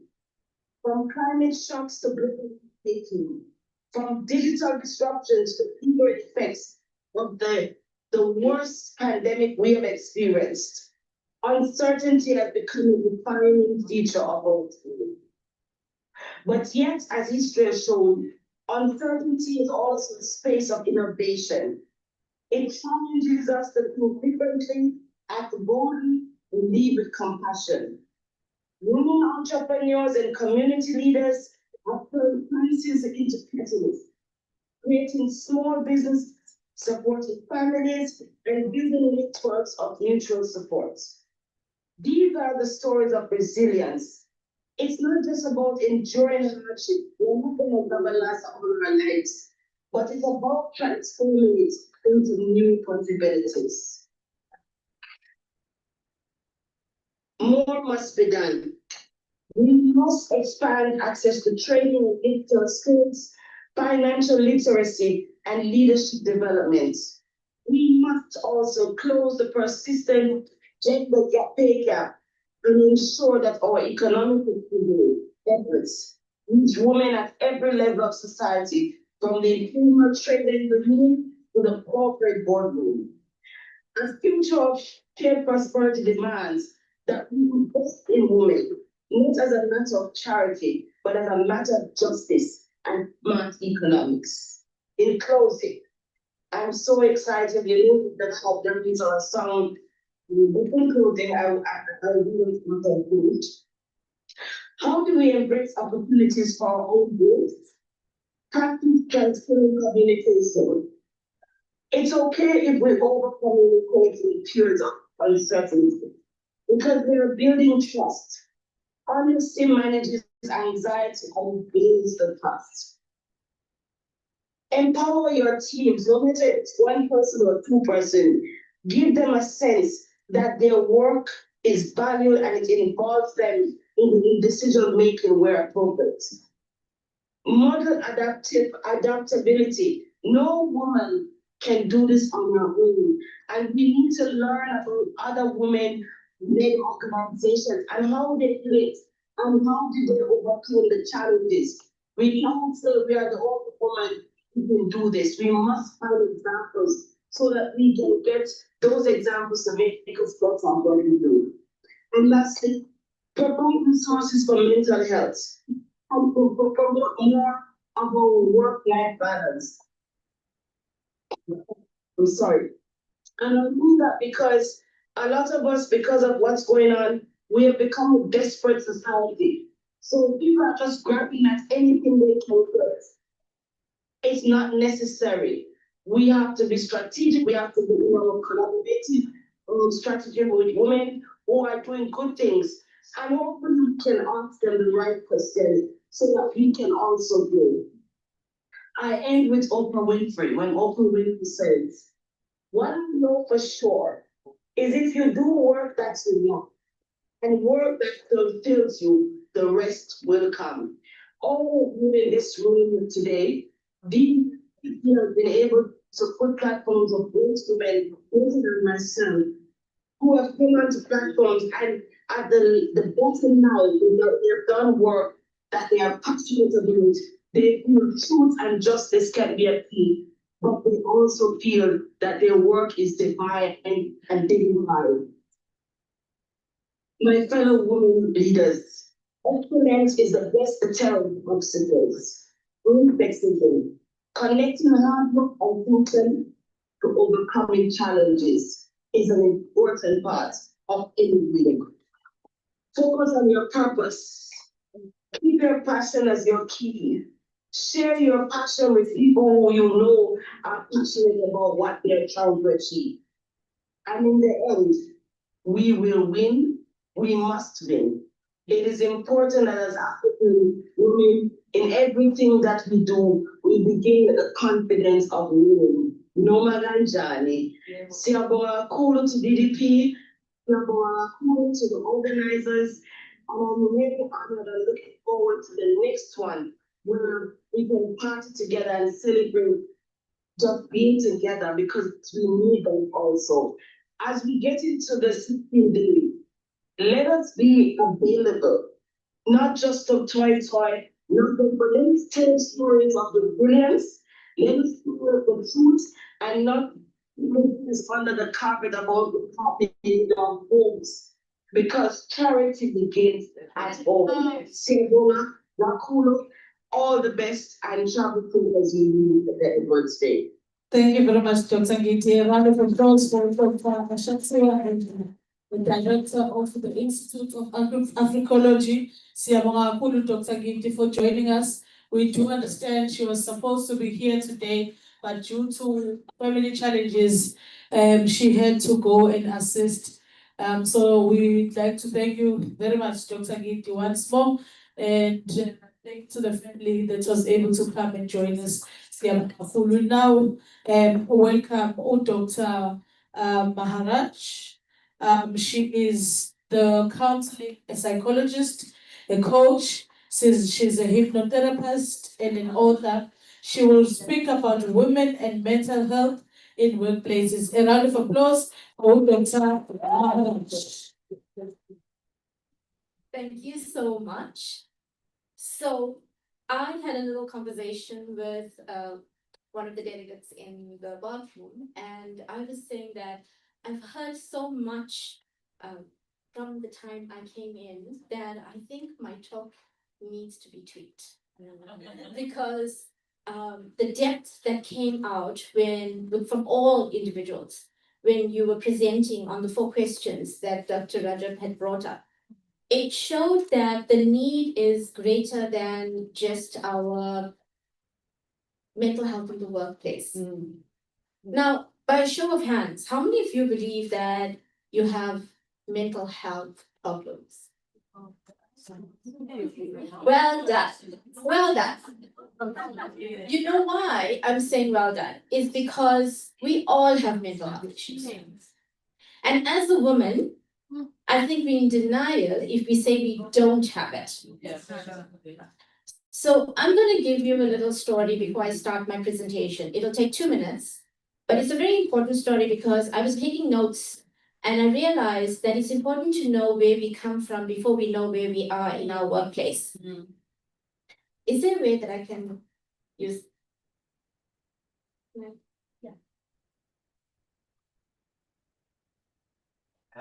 Thank you. That's fine because then I can.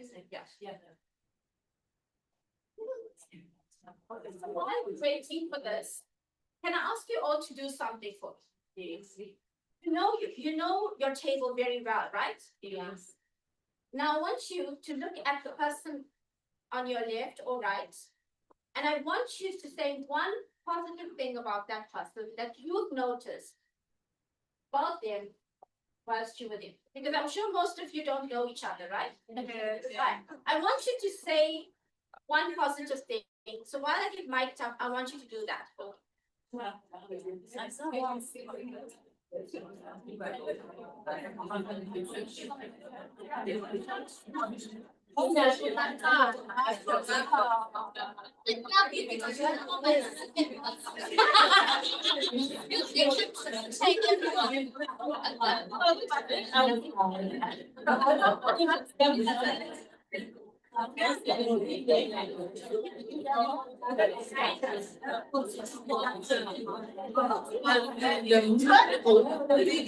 How's it going? We will continue saying the nice things afterwards. Dr. Maharaj is now ready to deliver her presentation.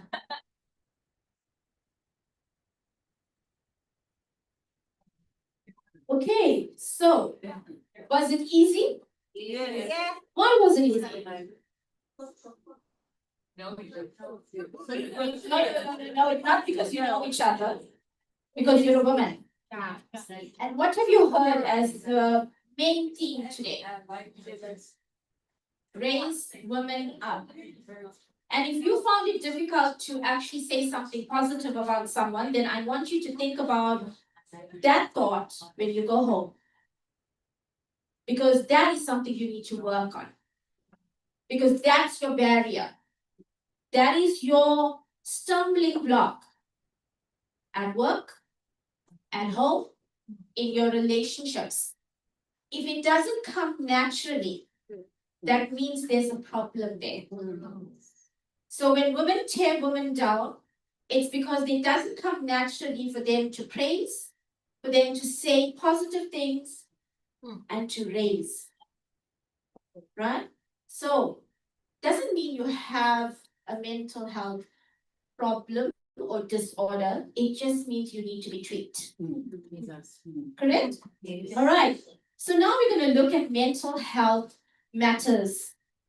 Now, my latest book is on 5 A's, and I believe keeping life very simple. As women, we complicate our lives too much. We have a problem at home, we have a problem at work, we sit with it in our head, and we ruminate over this thought. So when I'm in my therapy role, I don't have time to waste people's money, and I don't have time to waste going and talking about the same story over and over again. I believe we have too many important things to do in life than to sit on a couch and talk about our problems. We need to be fixing it, right? So the best way for me is to empower. And the way to empower is to give you the tools that you can take away. So when you do have the difficult problems, then come sit on a couch.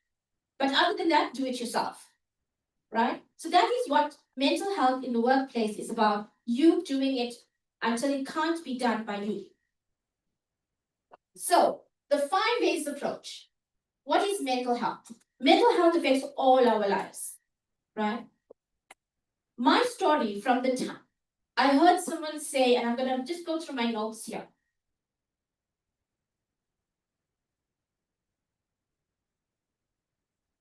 One of the speakers had said that we don't amount to much, so we don't value ourselves.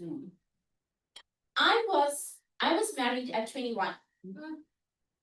I was pregnant at married at 22, pregnant at 23. I lived in the apartheid area in Pretoria. At 1994, when we had our election, I lived in a place called Sunnyside. The most whitest of places, the most racist of places that you could find in Pretoria. My husband and I and 2 other couples were the only brown faces that were in that community. We went to the bank to apply for a loan for a house. And I sat there with the little baby in my hand at 24. And there was a guy at the bank consultant. His name was Jimmy. And Jimmy said, my husband was a PhD at that point. I was not studying. I couldn't afford it. I came from a very poor background. We didn't have money for education. So I married young. And I'm 53 at the moment. So for me, starting late didn't mean that I'm starting life. I'm enjoying my life now. So at 24, Jimmy says to my husband, who's a PhD, Dr. Miraj, how does this happen in your community? Look at you. You're a PhD, she's a nothing. Oh. I'm sitting there with the baby in my arms. Oh, wow. And I'm listening to this man run me down as if I'm a nothing. I felt like a nothing. I felt like an absolute nothing. And my poor husband, bless his soul, he said to him, but you know, she's a mom and she's looking after our child. He says, but Jimmy says, in our culture, it doesn't work like that. Our women have to work. Our women have to be somebody. And you know those words resonated with me for years. I started studying through UNISA and I started to empower myself because Jimmy says you are a nothing. There we go. I have on the back of my t-shirts and I should have worn it today. Find your Jimmy.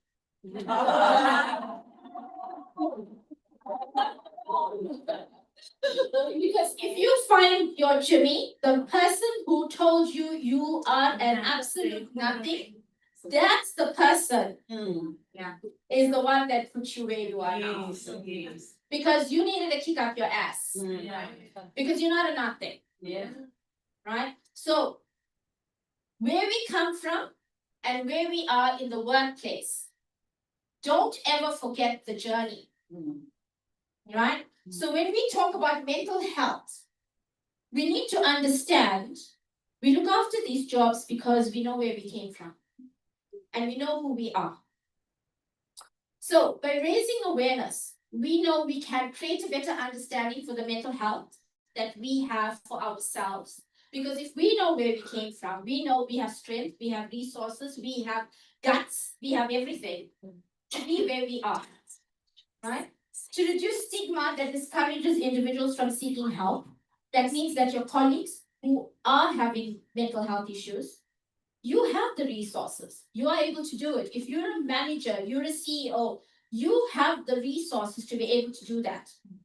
Right? And encourage collective support. Today we had collective support. Did you see that? Yeah. Because without collective support, you're standing alone. Right? And that can't happen, and then you'll have every other woman coming to tear you down. Because every woman wants to stand alone. So you need to know how you band together and how you be collective.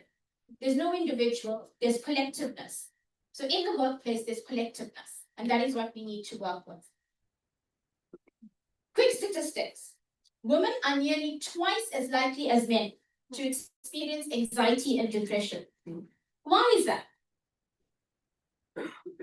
Brief goal, I'm going to explore this driving, how it shows up at work, and what happens, and most importantly, what can we do about it? So we know what the statistics, 1 in 4 people will experience a mental disorder at some point. Now I did, and I'm not ashamed to say it. In 2019, I do forensic work. I work with children who have been abused, which means that I have to provide assessments and I've got to stand in court. But coming with that comes a lot of stress post that. I get reported to the HPCSA on a regular basis, which means I've got to have nerves of steel. But the 2019 was a very important time because remember it was COVID starting. The lawyer that was involved in my case, who instructed me, had passed on during COVID. Her files were all sealed. And HPCSA sends me a thing, says, you have been reported, you have violated 1, 2, 3, 4, 5, 6 things. And now my lawyer is she's no longer here. And in 2019, I had a mild stroke because of the stress that brought on. And what happened was that I had 2 options. You either get back on the horse and get back to work, or you just tell everybody, sorry, closing up shop, going to now sleep in bed for the rest of my life. What did I do? I made a decision to hell with what HPCSA thinks, take the license, take it, whatever. Then I've got coach next to my title. I'll just say I'm no more a psychologist. I don't need to charge anybody anything. I'll just go rogue. And I will counsel people who pay me cash, no medical aid, I'm fine. Plan B. Do you all have a plan B? Where's your plan B? Because if you have a plan B, C, D, E, F, mental health in the workplace is not priority at the top of the list where it's going to affect you because you know you can say bye-bye. Right? Because you're worth more than that. Okay? So we're going to move on.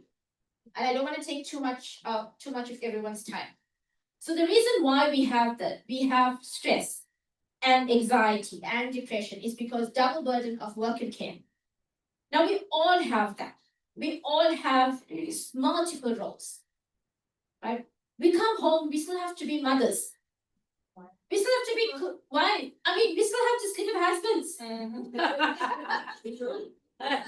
Unfortunately, that is the first that goes. Yes. Because I'm sorry, I don't have the energy for that. If we cannot cook for our family too, we will do that too. Yes. Right? But certain things we just do. Yes. Because we have to eat and we have to survive and we have to get up the next day and do it again. But we can give up the sex because we don't eat. Right? Perfectionism and pressure. How many of us want to be really good? We all. Yes. One of the things we all suffer with is imposter syndrome. And how many of you have that? I still have it because Jimmy said you're nothing. I can have all the qualifications, I can have all the titles, but I still have in the back of my head the niggly feeling that I'm an imposter. I haven't earned it. I don't own it. We still feel it because we're women. We are wired to feel that we are not enough. We haven't cooked the food good enough. We haven't taken care of the kids enough. We haven't balanced work. We haven't balanced everything. But we do that as well to ourselves. Nobody else does that. Everybody else piles on. So we need to understand perfection and pressure is what we do to ourselves. So you need to decide, what do you want to do? Do you want to help everybody tell you you're not good enough? Or do you want to at least balance it yourself? Right? Balance it yourself because that pressure is going to go to work. You're carrying it. Right? Workplace inequities and micro stresses. Now, how many of you heard about those microaggressions at work? And not only coming from your male counterparts, it's coming from females. And you know what? They will know where to tap you. Right? How many of you know your weak spots? Do you know your weak spots? Yes. If you don't know your weak spots, your colleague knows it very well. Yes. Because your face shows it, your action shows it. You know what? I always tell all my clients, if you don't want people to know who you are, learn to play poker. Because when you play poker, I don't play poker, but I know how to play. If you play poker, nothing shows on your face. Yeah. Because you hold your cards very close. And at work, you need to have a poker face. Because the poker face is what will irritate everybody around you because they don't know what you're thinking, don't know what you feel.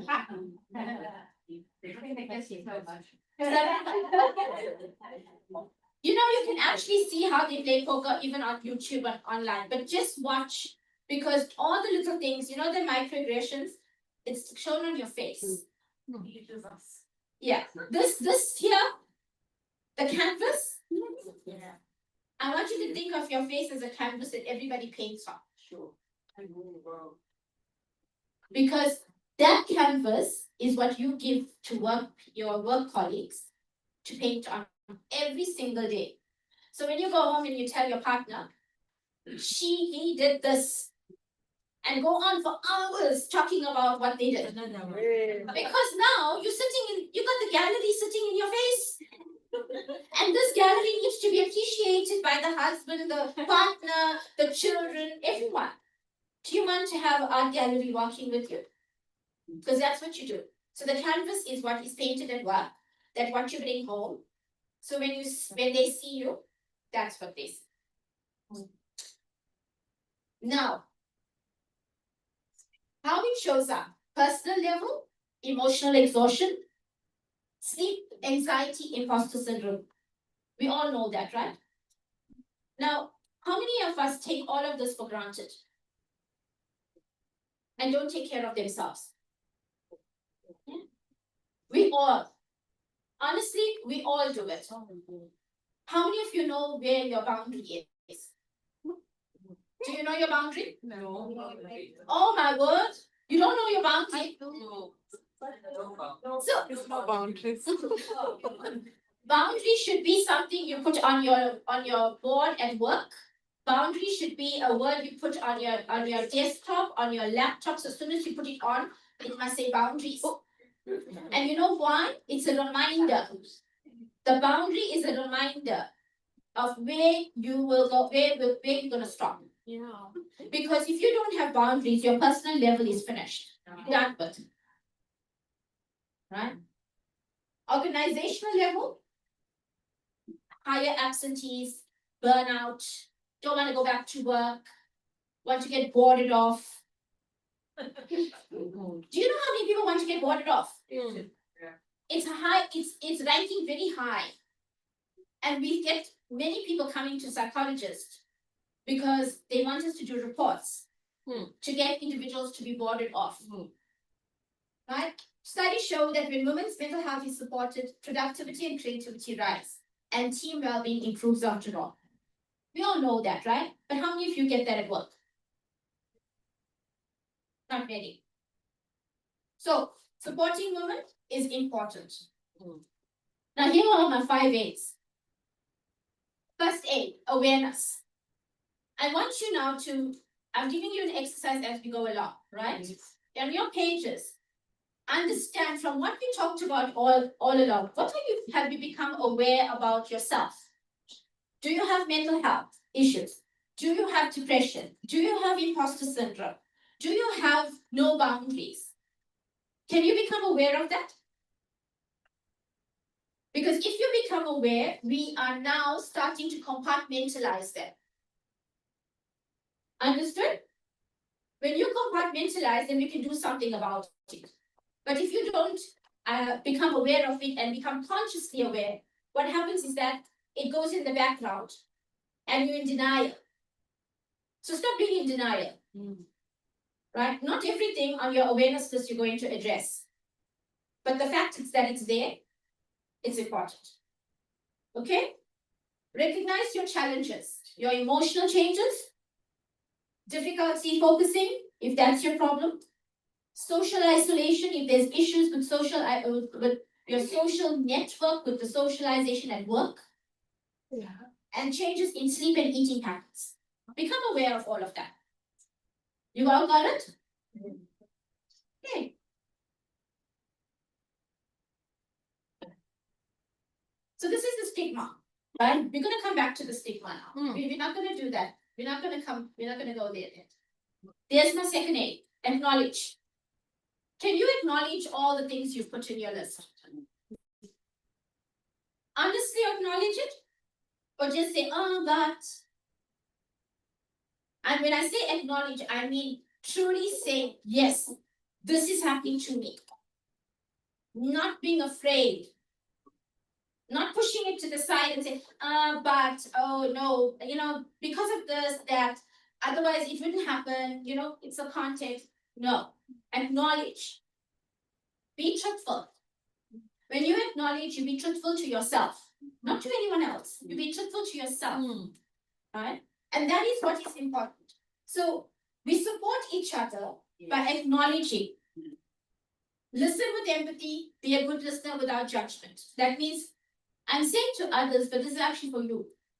You do know that, right? Yeah. Because mental health in the workplace is not only about your colleagues, it's about you. So encourage seeking professional help, suggest talking to a counselor, but that's your last thing. Offer practical support, help with simple things. Now, if you know your colleague, for example, your colleague is having a bad day because maybe a child is sick. Would you know what your boundary is to help that colleague? Do you know? No. You need to know how far you can go to help that colleague. Because the moment you step over, it's your problem. Know when to be here. Because that line there, no matter how much you care for this person, that's not your line. That's not your place. You need to know where your line is. So you acknowledge how far you can go. And that is only as far as you allow yourself to go, because if you don't respect yourself, you will jump over this like this. I can't jump, sorry. But anyway, keep communication open with yourself, with everyone else. Acknowledgement is very, very important. Okay? Now, accountability. How many of you are accountable to yourself? Well done. You know how many people go home and mess up their entire home because they took the canvas home? Because partner doesn't want to come in the kitchen with them because they are all about this happened, that happened, that whatever. And the children don't want to come there because mom's in a bad mood. Let's not talk to her today. Let's just do this. Let's stay away. Now, they keep giving you space. Wonderful. But do you know what's happening there? Do you know what's happening to your family? Your canvas is now spilling onto all of them. Right? What you're doing is you're using the same brush and you're brushing them. So you need to stop. When you become accountable for what you take home. You'll be accountable for what you carry with you. And you'll be accountable for all the things that you do. That means how you feel, how you behave, how you think. Can you be accountable? All right. So, step 4 is acceptance. Now, acceptance is very hard for a lot of people. Why do you think that's the case? Because you have to believe the brutal truth. You know, when people say that they are stressed, they will go very far until they can't cope anymore and then they collapse. And they can't function. That means that they have not accepted who they are. They have not accepted the fact that they need help. They're not coping, right? So acceptance is about what I can do. It's your reality. But also what I cannot do. That's respecting your limits. If you can do the 2 things, you will know that I'm accepting this is where I am, right? Clarity, capability, and purpose is important. And diagnose, prescribe, or give professional advice is not your job. It is not your job. There's doctors, there's psychologists, there's counselors, there's a whole lot of people out there in the world that can give that does that. You are not that. So I always tell everybody, stick in your lane. Right? That should be another thing in your on your board. Keep in your lane. Because if you keep in your lane, you stay in your boundary. You do not overshare. And you do not take anybody's problem home. Right? Stay in your lane. Now there's number 5. This is where the beauty happens. You can repeat the cycle and do everything the way you did before. Action means change. Are you going to do anything that you do?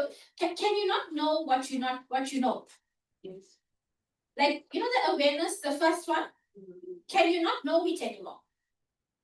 And once you put it down, can you not know it? Can you go in denial? What you know, you cannot not know. You need to remember that. What you in denial, you will not know. But what you put down, you can never forget it. So it's important for you to understand that your action state, sorry, did I go back? Your action state comes from a place of knowing. And a place of knowing and understanding means that now you do better. Now you'll do things different. Now you will do things that are healthier for you. So action stage is very important if you don't want to repeat a cycle. Right? So what will you do differently? Will there be space for change? And that's what's important here. Now, seeking professional help. There's no harm and there's no shame in seeking professional help. The reason being is that psychologists are not there to deal with people that are mentally insane. They're here to help you adjust. That is what a psychologist is there for. Adjusting, helping you adjust to life changes, to life challenges. So sitting on a psychologist's couch does not mean that there's something mentally wrong with you. It means that you are just having a challenge. right? And a challenge that a professional is trained to help, trained to assist. That is why you go and you get tools. But if you're in long-term therapy, that means you've got other issues, and that's a different topic for another day. But every one of us who has issues at work have adjustment issues, because we are adjusting to our colleagues, we are adjusting to change, we are adjusting to our leadership that's happening in the workplace. And there's no shame if you've become depressed over a certain issue. Seek help. Right? There's early detection. It's important. Don't wait to fall down for you to be able to get the help. Right? And expert support. Now, what can we do? This is the collective strategies that are very important. Normalize the conversation at work. Now, you know, if you have a colleague that says that they are sick, what are you going to do? Go and talk to your other colleagues about it? No, because it's a serious issue, right?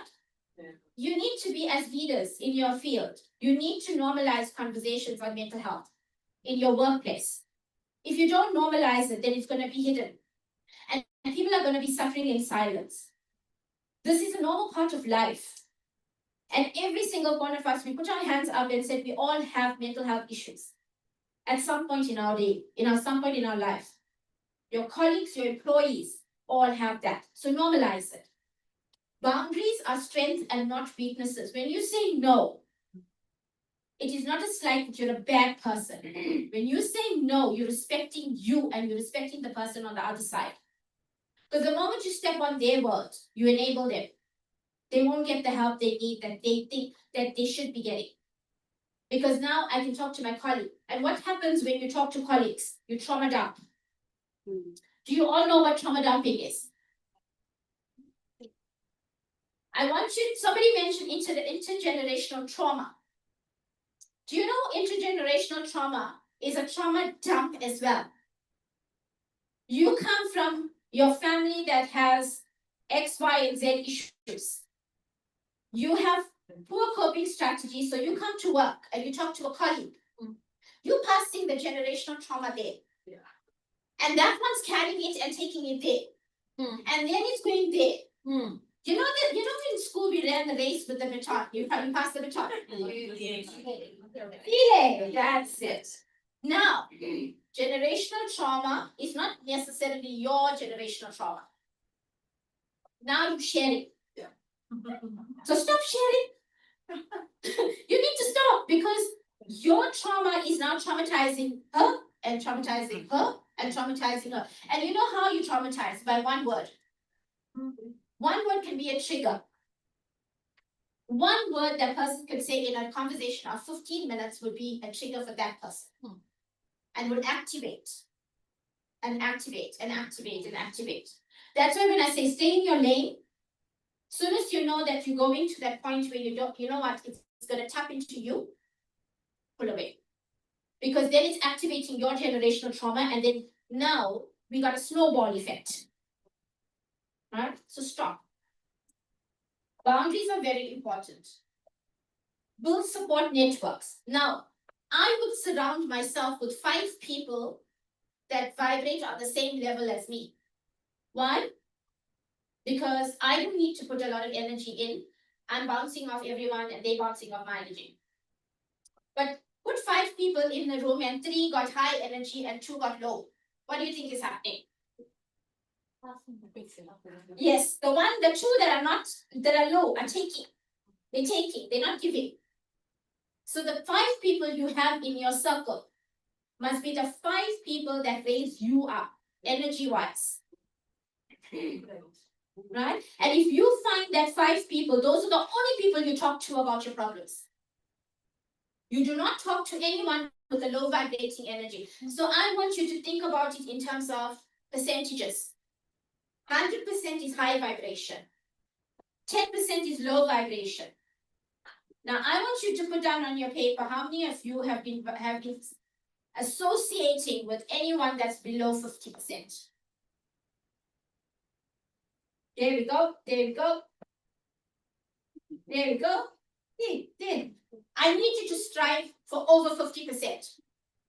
Because the people that are in that circle are not benefiting you. They're benefiting themselves. They're not your friend. Right? And I'm not saying this as for you all to break up your friendships, but what I am saying is that to protect yourself, you have to associate with the people that will raise you up. Otherwise, you're gonna have mental health issues in your workplace. Right? So choice. If you have a choice. Yeah. Okay, so women's mental health isn't a side issue. It's the foundation of sustainable leadership, innovation, and well-being at work. So let's create workplaces where we can find and bring our full selves. Our full selves are very important because if you don't know who you are, somebody else is going to tell you who you are. Right? And I know there's a lot of people in this room who people who are going to tell them who they are. They're like leaders. And you don't have to be in a leadership position to be a leader because you're a leader if you have a child, if you're a leader if you have a husband or a wife, you're a leader if you have a partner, you're a leader if you have families to support, you're a leader if you run a home, you're a leader if you make money, you're a leader if you breathe. Yes. You're a leader. Right? So it's not a side issue. You need to remember who you are. That's your full self. Right? Empty vessel will go to work and somebody's going to fill you with all the negativity. Right? So bring your full self to work. That will help you manage your stress, manage your anxiety, and manage all the things that are going on at work. Right? Remember, we are a strong, imperfect. Remember, we're all imperfect. And the other thing is we must bring our full selves home. Yes. And that is why I'm going to tell you, I have a rule. I see a lot of people that can go, mess my head. When I lock my door at my practice, that don't exist anymore. I leave everything at that door. So if I meet someone on the road, I don't know who you are. I really don't know because I don't know your story. I don't know anything because I compartmentalize. So you have to learn to compartmentalize. If you can compartmentalize and pick up your work things when you get off your car to your office, then you deal with work there. Yeah. The moment you get in your car to go home, you check it at the door and you say, leave it there, I'm going home. And if you work from home and if you have you work on laptops and you have to do work from home, have a cutoff for yourself. Have a time, right? You have to, if you don't have a time, you're gonna end up snowballing again. Right? Boundary again. So let's redefine success, not as doing it all, but as doing what matters. So as women, we want to do everything. Stop wanting to do everything. Do something that is meaningful. You don't have to be everything to everyone. Choose what you want to do and choose what you want to be and do that. Because if you do everything, you will burn out. Right? And do it well with our well-being intact. So that's me. Thank you.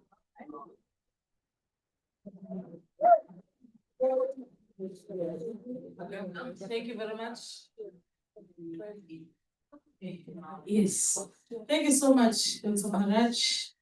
You just reminded me that sometimes I work at midnight. I don't have boundaries myself. So Rasha will tell you, I'll send a report at 3 a.m. because I was working overnight. And sometimes it does affect you, Dr. Raja. Thank you very much. I'm just going to take 3 hands. Any questions or comments for Dr. Maharaj? I'm going to come to you due to time constraints. Any questions or comments? The first hand, any second hand? Question or comment? Second hand, third hand. Good afternoon, everybody. My name is Hansa Naika, for those who don't know me. I really, really appreciate DDP and the team for bringing this day to us, and especially Dr. Devi and all the speakers. And the thing about mental health is very important for me because I come from a background where I had my mother in the homes. I don't know what reason it was. So it's very important. But that's got nothing to do with mental health because we I come from a group called Starwood Ladies Support Group. And we get people coming every day, especially grandparents and the youngsters and everything. So the group deals with all those challenges. But as I say to my children most of the time, please don't get personally involved. Because when you get personally involved in people's issue, it overwhelms you. And then sometimes when you listen to other people's problems, your problem becomes less. Yes. But at certain times it can even, it can affect you. So I always tell, especially now, my daughter is working. And yesterday was a perfect example because every day she comes home and most of the time she's working like 11 o'clock in the night. I said, Jolene, you have to draw the line. Sorry, I wasn't supposed to say the name. You have to draw the line because now she's got a dog, a pet bull that jumps to kiss her, and then I come to her. So most of the time, I actually go into my room the time when she comes, the time my son, Jolene comes from work, I'm just going to go lie down. After that, then no, greater. Because there's the cat, there's a dog and everything, and you bring it home. And she's sleeping after 11, and they only go to sleep 1, 2 in the morning to find out. So this is very important and all of us. Get that is very important. We have to go on time. Thank you. Thank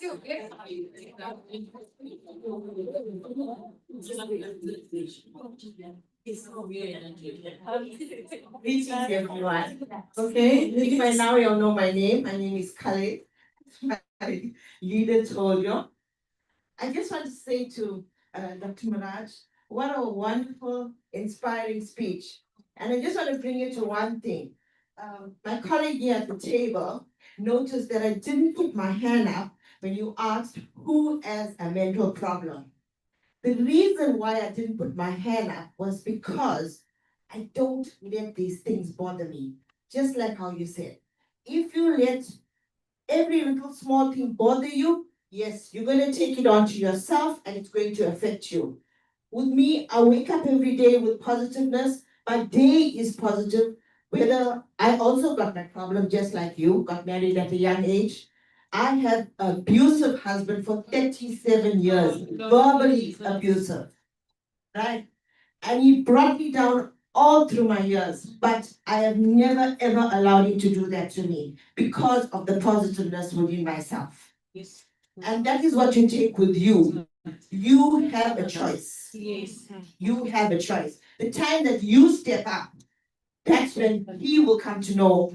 He came to know who I am. Yes. He came to know who I am when I stepped up. It means I respected him in coming from the background that we do as Indians. I mean, I've got my mother and I've got respect and whatever. But the fact is we weren't allowed to talk back. So same with my husband, I wasn't allowed to talk back to him. Everything he said had to be there. But it just came a point in my time, he could either put me on a deathbed or I could stand up for myself. And that's what I did. That's right. I might look to you just like all the others here, we've all got problems. But I might look to you like I'm okay. But I've been under the op for 3 times due to this abusiveness. Jesus. I went for the thyroid, I had a heart attack, right? And I've got platings on my spine. Gosh. But that has never struck me. If every one of you looked at me today or met up with me, you will look like I'm a normal person. Yes. Because that's how I am. That's how I wake up. And I told myself, till God puts me in my bed to say, you know what, it's time for you to go, then only I will accept it. But not before that. Yes. Your speech, coming back to you, that's what you say what she said, right? It's all about you. Everything what you said was to the point. And that is how I live every day. I live every day that way. I don't let anything stop me. If someone needs my help, I am there. And my colleagues will tell you that. With positiveness, with everything. Just like 2 years ago, they told me open the women's group in Queensborough, right? It was a big challenge for me because my line is literacy, that's what I love, right? But I said no. And then another lady asked me a few months later. So I said, you know what, God, give me the strength and I'll do it. So I asked another lady, you know what, I don't have the laptop and whatever. Can you please do a poster so we can put it up on social media? And she did that for me. And in that first month, no, sorry, in the first 2 months, I had 30 ladies WhatsApping me and saying, I want to join, I want to join, I want to join. And this was just in February of 2025. It's gone now in November. And out of that 25 ladies, everything that I've asked them, come, let's be positive, let's be positive. Everywhere that I go, you will not find more than one lady joining me. So, Dr. Maraj, what you said is right. Find people that resonate with you. So I told them, they've been giving me, they've been creating, my mind, giving me mental. Honestly, they've been giving me mentality, making me mental. Because the first thing they said, Khaled, we got to register as an NPO. Every day there's words on a group, they wanted a group. But when a group when 25 are talking to you, and every word is aimed at you.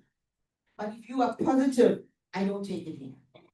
I don't take it in. They said you gotta have an NPO, you gotta have an accountant, you gotta do this, you gotta do that. Why aren't you doing it?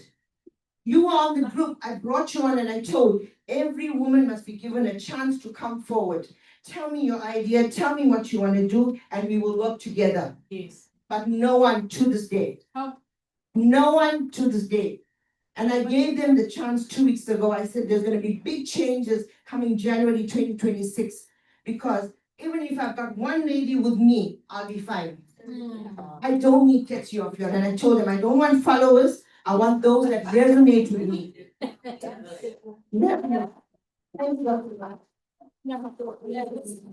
Over to you. Thank you so much, Doc. I love your energy. I'm here. I'm here. One, I love your energy. Two, I recently started an online mental health magazine, Holiness Magazine. So I've got a lot of content that I got from you. And I'd love more if you want, you are more than welcome to. Thank you so much. You spoke of generational trauma dump that we need to get rid of it. You spoke of normalizing talking about mental health so we can reduce the stigma. You also spoke of setting boundaries. How do we navigate the three? It's not easy. I'm not gonna lie, it's not easy, but you have to know who you are. You have to know your capabilities.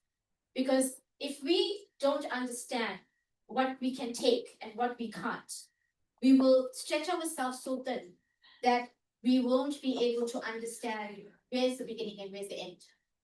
So normalizing it, normalizing how you feel and normalizing what you can do.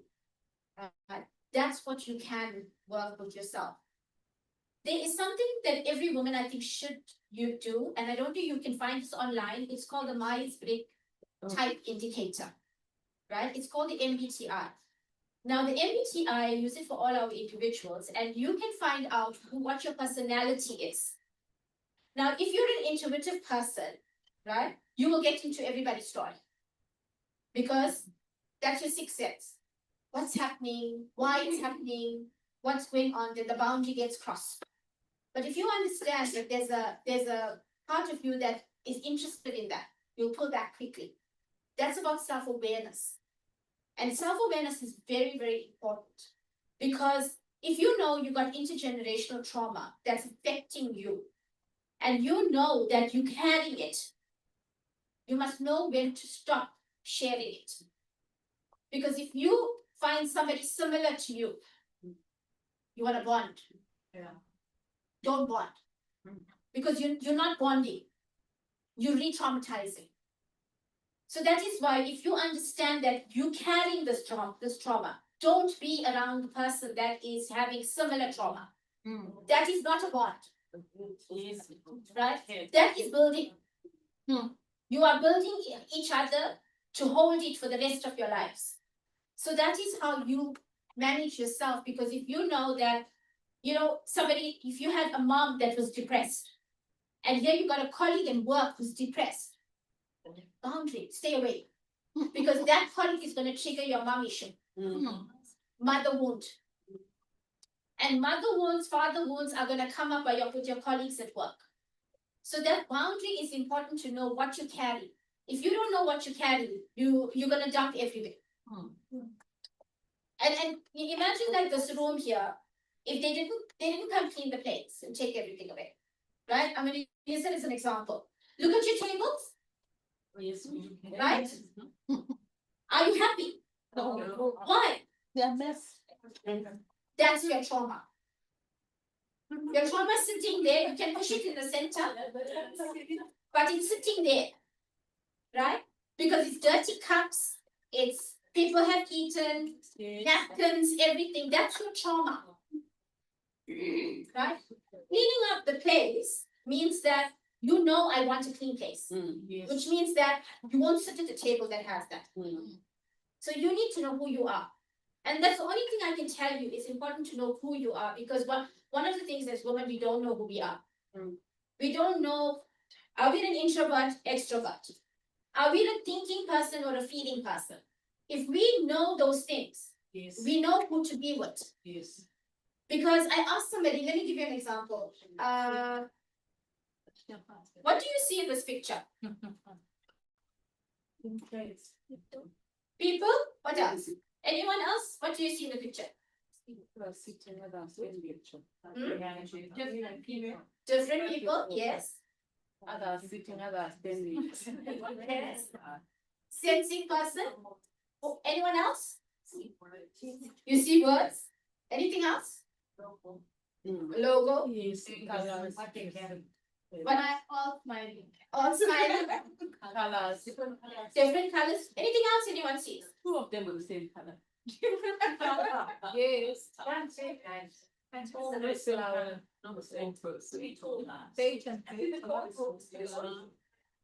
Do you know what I see?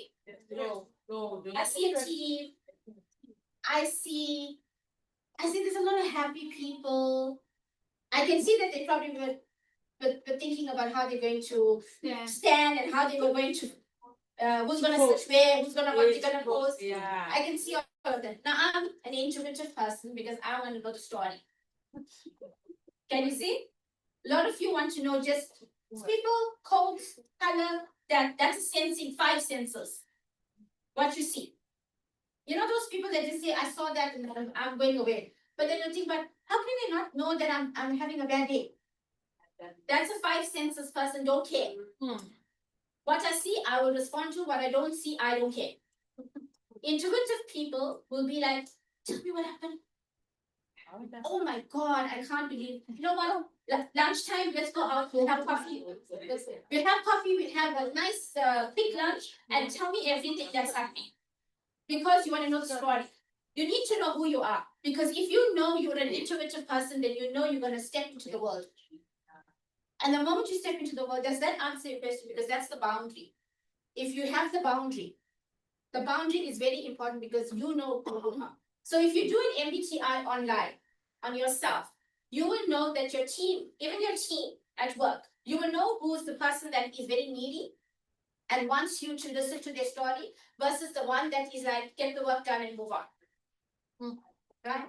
That is important because self-awareness is so important. Generational trauma is something we all carry. Like me carrying Jimmy is my trauma. Me carrying my stroke from the HPCSA, which I even had yesterday, is trauma. So me standing here is still having trauma that I passed on in a story, right? You can choose to take it, you can choose to leave it. But at the end of the day, we have to know the boundaries. So the answer to all of those things is your self-awareness. If you know you know how to navigate that.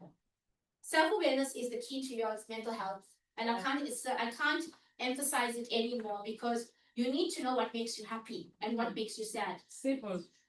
Right? It's a very simple thing. It's not a gray area. And I think women think it's a gray area. It's not a gray area. If you like me coming here wearing khakis. At 53, I'm thinking, oh, who cares? I mean, you should be wearing heels, you should be wearing Alsman. I don't care because I want to have food pay when I go home. But the younger me didn't know me. The younger me will suffer through the pain because I need to please everyone. So you need to know who you are. Yeah. Simple. Simple. Sorry. Yes.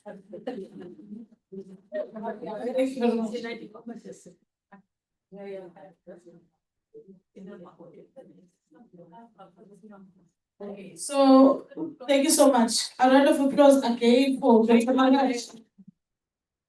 She's got a gift for us. Yes. So I'm gonna ask, so this is my 5A's book, right? So I'm gonna ask you, whoever gives me the answer first, what are the 5A's? 5A's. Which one of us?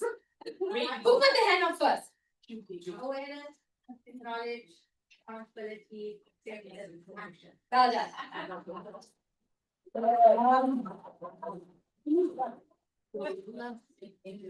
Thank you very much. Okay, one more thing that you've got your giveaways, right? Yeah. I just want to explain so that there's other things that I have, journals. So as individuals, I find that it's important for us to become present in ourselves. And we keep talking about journaling, and what most of my patients used to say, I don't know how to start, I don't know what to do. So I devised a journal that has a day-to-day thing. So today I would say no for this. So it teaches you boundaries, what we talked about. It'll also teach you how to be okay with yourself and who you are. So I've given 10 copies of that. So Suraksha is going to do, I think, a giveaway with that. So that is just something that is you can do for yourself. So if you can actually even get yourself journals, get yourself self-help books, mandalas, adult coloring books, very good for my friends. Okay, thank you very much, Dr. Maharaj. So ladies, you were given a set of numbers. So make sure your number is close to you. You know what number you are. So Suraksha will do the draw. When your number is called in, you come to the front, Dr. Rajab will give you a gift then. All right.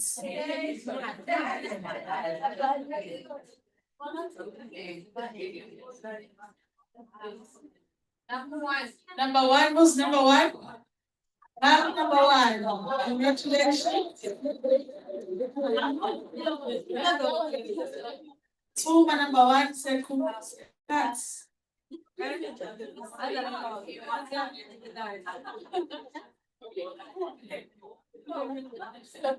Okay, and two.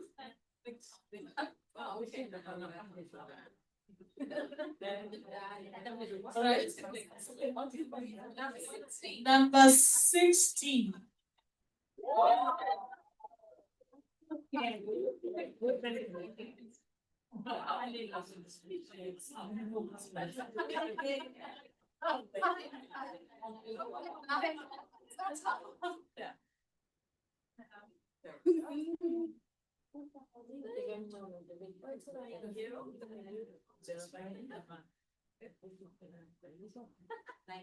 Number 19.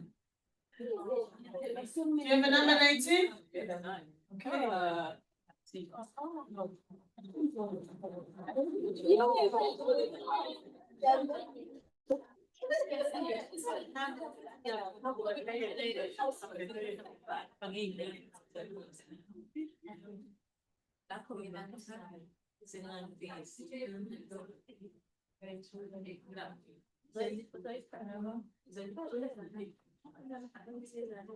Number 7. Number 7. Do you have a number 7? Number 7?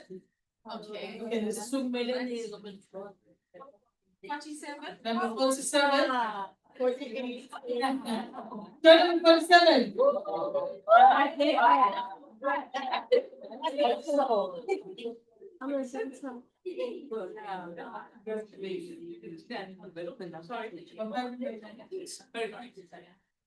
Yes, thank you. Yes, very badly. Number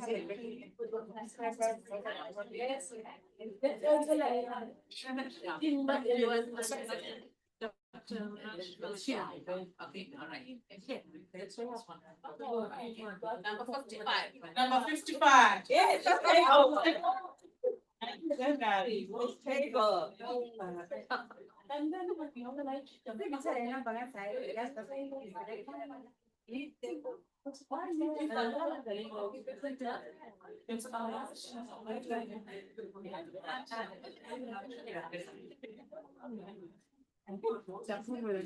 Alright, so we just shuffle it up now.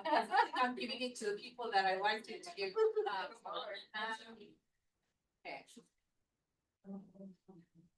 56. Number 56.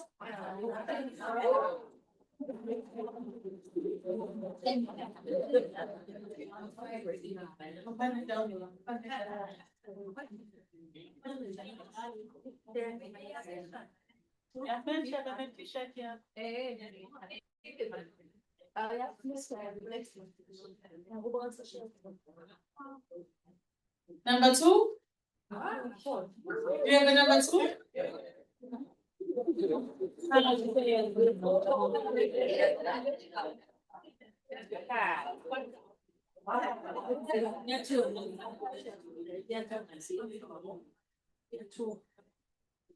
Lucky number 2.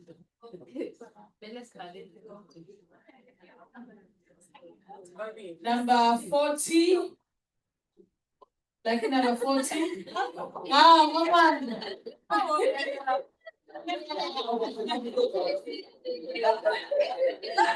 We're not discriminating from the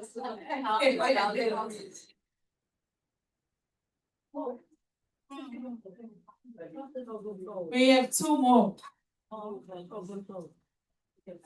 Number 48. 48. Unproposed. I'm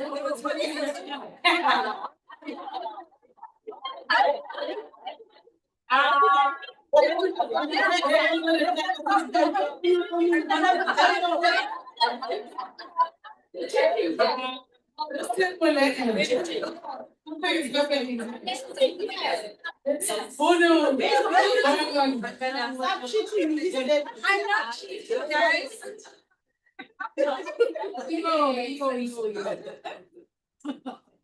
Number 42. Like number 42.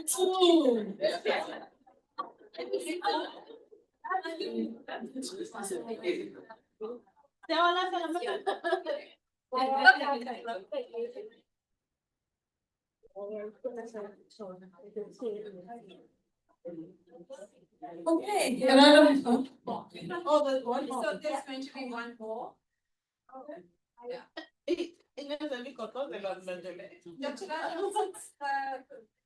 Let's be fair, right? You don't choose the name of the Okay. Dr. Rajab will choose one more.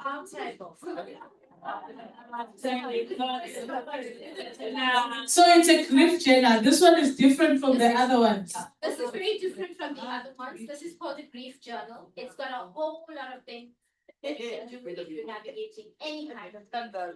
Okay. So we have lucky number 13. 13. Do you have 13 in the house? 1, 3. Number 13. Okay. Again. Go.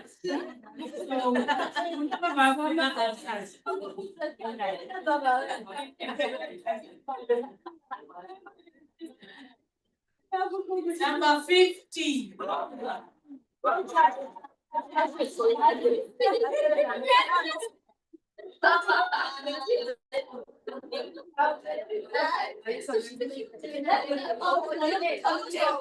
Okay, she manifested. Round of applause.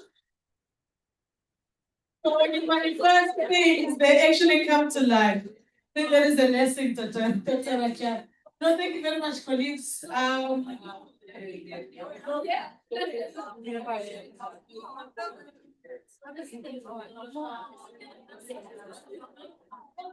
Oh, there's one more. There's one more. It's a beautiful day. Dr. Rajab, it seems like you have one more gift to give out. Aleko Sue will let us know what it is when she finds it. But there's one more gift.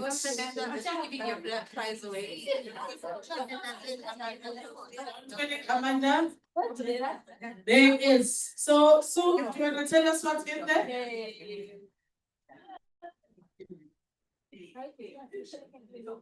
Okay. It's a A2 canvas print. So yeah, you get a free A2 canvas print. That's Morgan's. It's a free canvas print and Morgan's. So whoever gets this one wins this round. It's gonna be nice for you.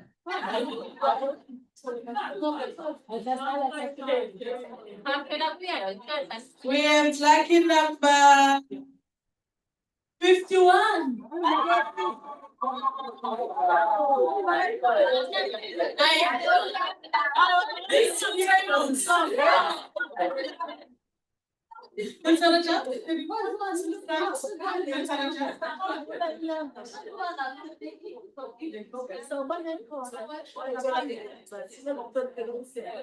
Wow.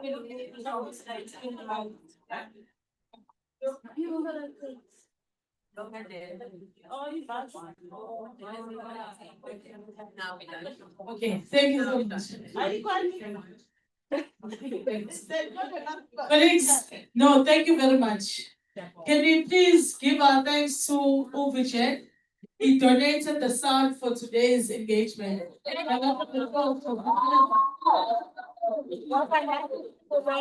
also be on the back, Vijay. May stand so the ladies can give you a proper appreciation and round of applause. Many thanks to Tukasi for also donating this day to take pictures for us. We're going to post it on social media and the GDP website so everyone can see how beautiful you ladies are. A round of applause for him. Thank you to our colleagues, Suraksha, for making sure that this engagement happens. You went over and beyond to try and make sure that this day is a success for us. Thank you, Dr. Maharaj, for making sure that you come today. We could not pay you, we could not pay for your transport, but you said you will be here today. A round of applause to Dr. Maharaj.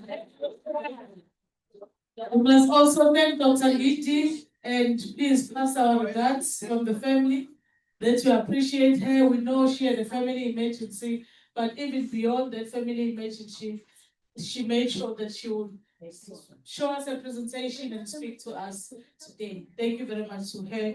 Please pass our regards. A round of applause for Dr. Giti. And to the chairperson of our board, for many, many years, your contribution. I don't know if we'll ever get to have another you, but thank you for transferring the skills and the knowledge to all of us and making sure that you use your time to give back to the GDP and the team and the whole of our board. A round of applause to you.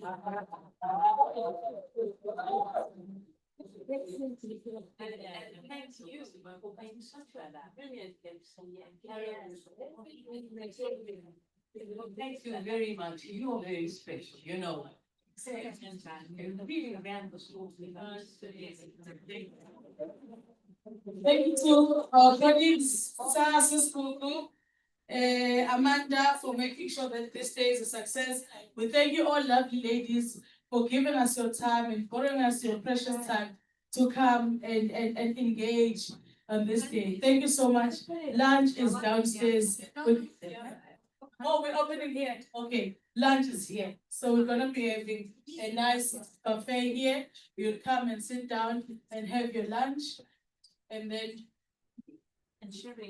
we'll have some music from the chair. Thank you very much, colleagues. Okay, the gifts for Dr. Rajab and the gifts for Dr. Dr.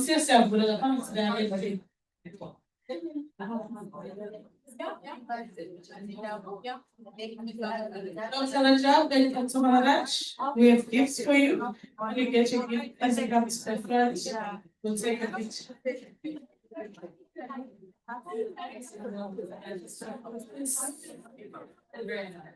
Anyway, you are the gift.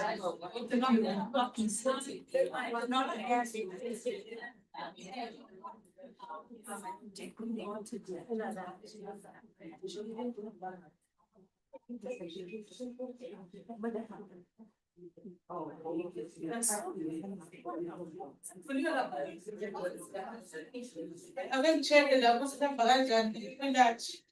La vamos a ver a las casas. Going back to Leanne.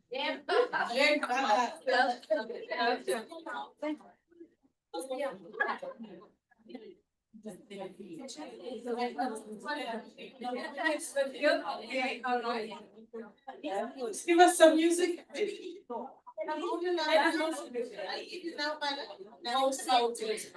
Thank you so much.